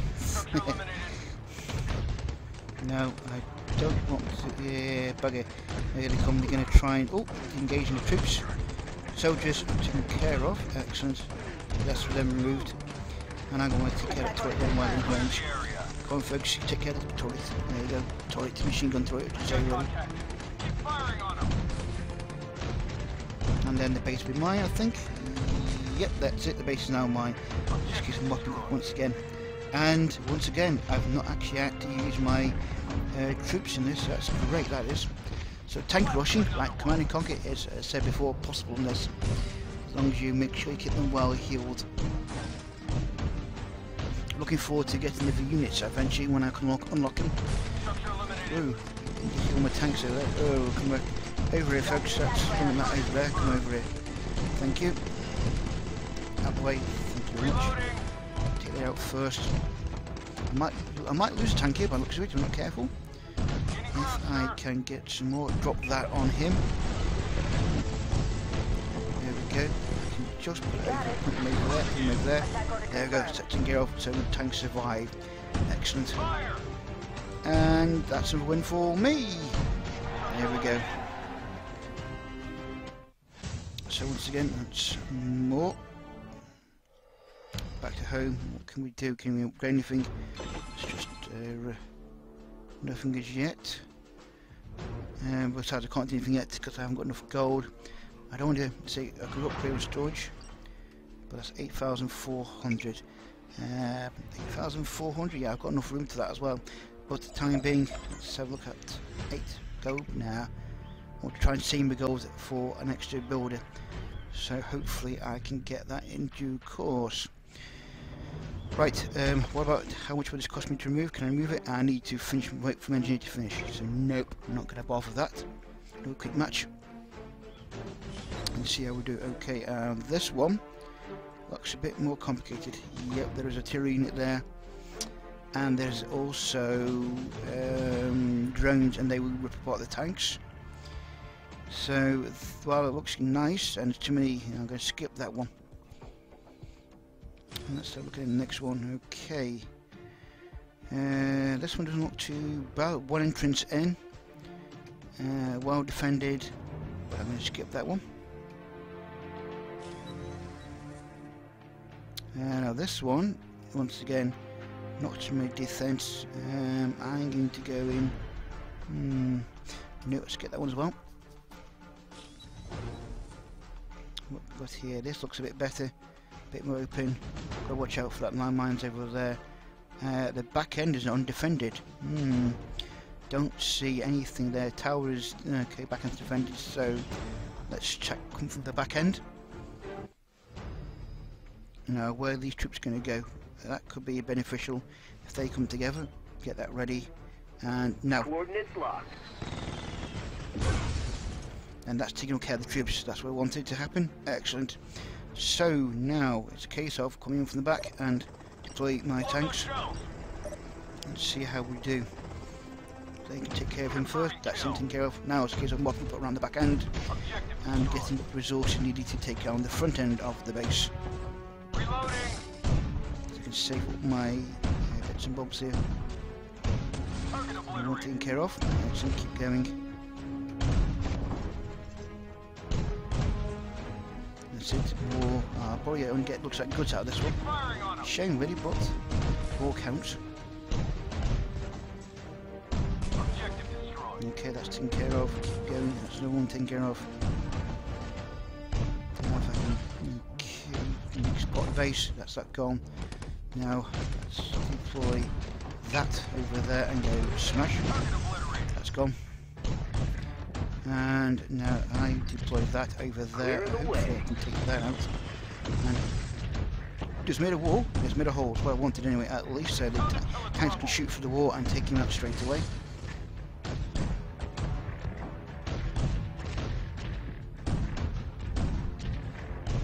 This is another nicely mopped up, I think. Once again, no troops been used, only tanks. So that's a good thing. I know they can. I know the game recommends you try and mix and match your units, but you've got to admit these have been effective. Deploy my health. Okay, let's go one turret, and they should dispatch that one sharply, and they have done indeed. Great. So there, loads of. Oh, actually got bonus as well. So we've got more oil and also goods. Thank you very much. Back home. See how we're doing now. Okay, enough. We can't really do much there. Upgrade my bits and bobs again. Well, upgrade to collect my bits and bobs. And we are still. Blimey, just looking at the top plays there. Some points in that game there. Some lots of points in that game. Top alliances. Jeez. Friends. I've got a couple there. I need to. I'm on my own there, about victories. I really need to join some. I need to join Alliance ID. But 98 I've got so far. So a long way to go. But to say, I'm rather trying to upgrade my base first before doing anything else. Okay, so let's go again. So no go one more time. That's another one.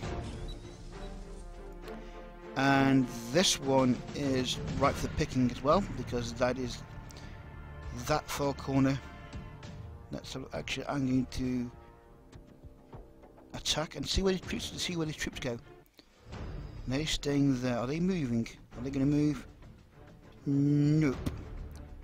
I am going to place my there, and they should reset them. Oof. That's made a hole there, and I'm actually going to place my tank there, and take care of them that way. There go, and off. That should be dispatched pretty quick. Should be just dispatched exactly. There we go. Now these guys are going to go there. I will dispatch them. That thing in that kill zone. Thank you. Move them over there. I don't want tanks in the way of that tower. Now, providing they take out the troops pretty quick, I hope they do. Come on. Let's take out the troops first. Thank you very much. That's it now. Work on the... No, I want you to work on that turret. Thank you very much. Go on, work on that. Thank you. There we go. I like about Empires and Allies is where it can lead the tower troops to where to go, unlike other types of games where they will basically attack the nearest object. So that's one thing I like about Empires and Allies. It's where you can lead command troops where to go and attack.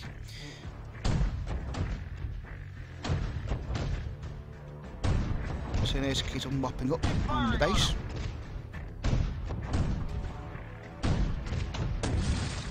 And that's another one taken care of.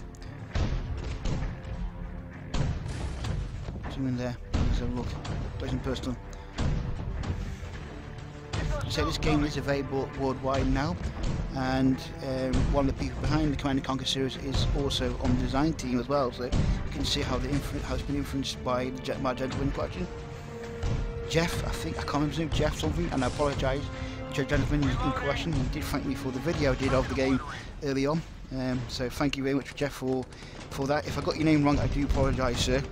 But thank you for indeed highlighting my video. I do appreciate that. And there we go. We have done it once again. That's another one done. And we should go back to base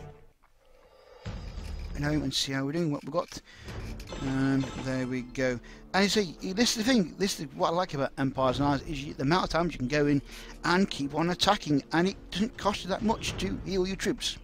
And I say once again, don't try and rush into upgrading your base straight away. Try and upgrade slowly, upgrade your walls and etc. before you upgrade the main thing yourself, because that once it's upgraded, then you go up to the next level and you're matched with units and possibly units and enemies that are probably a lot higher than you. And I'm finding, well actually I'm finding with this one now, since probably they've updated the game, it's a lot fairer, and I'm going up against units which I can at least take on and win. Not going against units which are a lot higher than me. Anyway, that is Empires and Allies. Let's say it's still a cracking good game. It's well recommended to download, and I can't get enough of this game. And I'll probably do more in this video and of my adventures as I level myself up, get my base up to a good high standard. I mean, I like to go, if I can, I like to get to, if I can find, I would like eventually, if I can, to be, see if I can visit a top player, so top players, visit, let's see, I'd like to become something like this. And there you go, and look at that, that's nicely defended there. Interesting deployment of, troops, but he's done a lot of wins. I like to become like that eventually. You have a really nice base. Anyway, folks, that's me for now, and I will see you again soon for I will see you again soon for another video. And this is Brian with Touch Gameplay. Okay, folks, goodbye for now.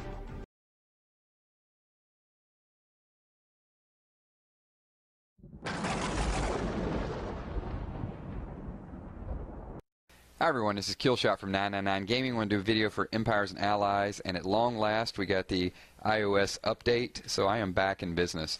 I'm going to go through in this video the new Alliance features. So first thing is nice clean interface, really sweet look to it.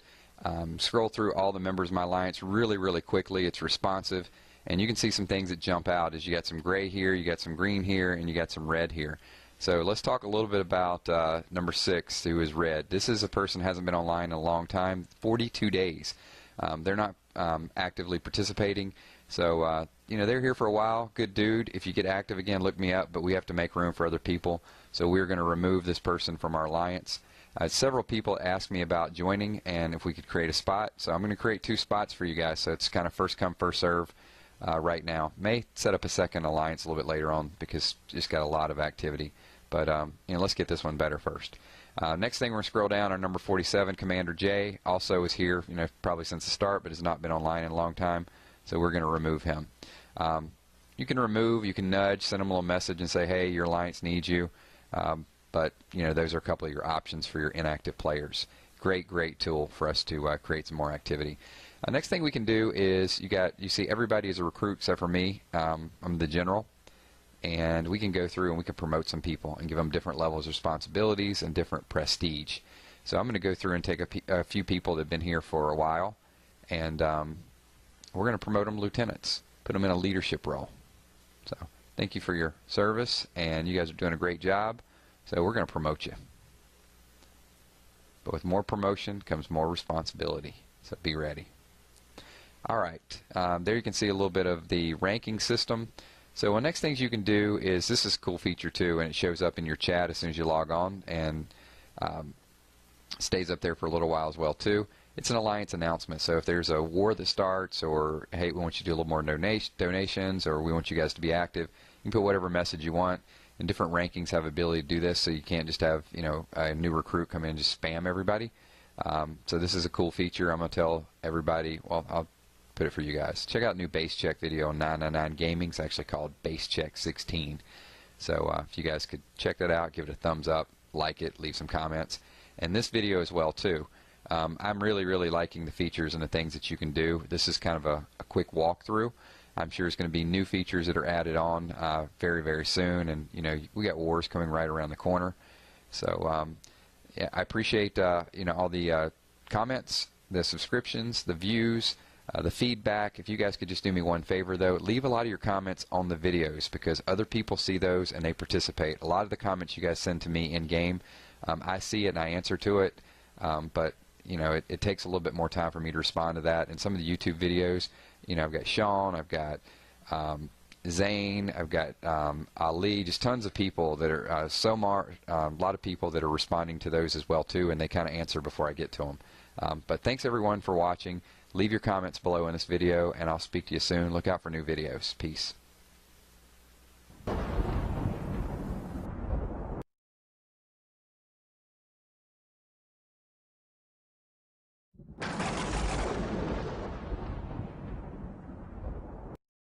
Hi everyone, this is Killshot from 999 Gaming. I want to do a video for Empires and Allies, and look, I'm going to go ahead and just talk about it because the rumors are out there, the videos have sort of leaned toward it. I think Alliance Wars are coming soon.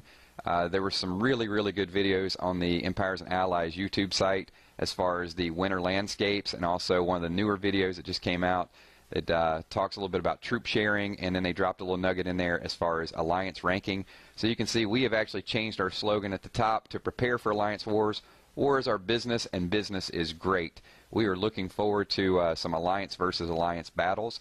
One thing that I will say that's been a little bit frustrating as a Alliance leader in the past is you can't really tell the activity of the people in your Alliance. It is a new game, and it is based on social networking, but other than seeing a little bit of chat or what's going on, it's hard to gauge the activity level of someone, and you can't really see how many medals they've gained in the last couple weeks. But donations is going to be a feature that is going to be able to show whether people are actively participating with each other. If someone has 0 donations, they're probably less active than someone that may have a lot of donations. I would hope that the donation feature also has another perk. I'm just going to, I don't know yet because I know it's so new, but I'll throw this out there to the ENA guys. If you could advance in level or gain experience by donating to other people, I think that there's an advantage to that and more of an incentive to get people involved with that rather than just people joining alliances to get high-level troops. I know it's going to happen, but it'd be nice to see a reciprocative type of advantage to donating as well too. All right, so the next thing I want to talk a little bit about is Alliance ranks. So ranking are going to have their own different benefits. We don't know all the benefits as of yet, but I just refer to myself as Commander Killshot because that sounds like a really cool name. Or Colonel Killshot would be. General doesn't really work too well for me. But the rankings are going to have their own different advantages as well too. So make sure that you're starting to get your alliance set up and you got some activity level, and the rankings are going to be important. You need people in there that you can trust, especially if they have the ability to boot people out or start their own alliance wars. A little bit about Alliance Wars. It's, you know, we're still curious of what it's going to look like. Is it going to be 10 versus 10, 15, 20? You know, what the scoring system is going to look like. So it could be a little bit a ways away, but let's start to create that buzz, because when that last bomb dropped in the last video for troop sharing, it just kind of opened up, it sort of piqued my curiosity. I want to know what do these guys at ENA have in store for us. Looks like a really, really exciting time to play the game. Hey guys, my name is Killshot. Subscribe below. Appreciate all the views and the support. You know, we do base checks. We do, you know, take a look at some funny bases. We talk about strategy. So not only the videos, but your comments are extremely important. So participate in the forums. And thanks everyone for watching. Have a great Labor Day. Talk to you soon. Peace.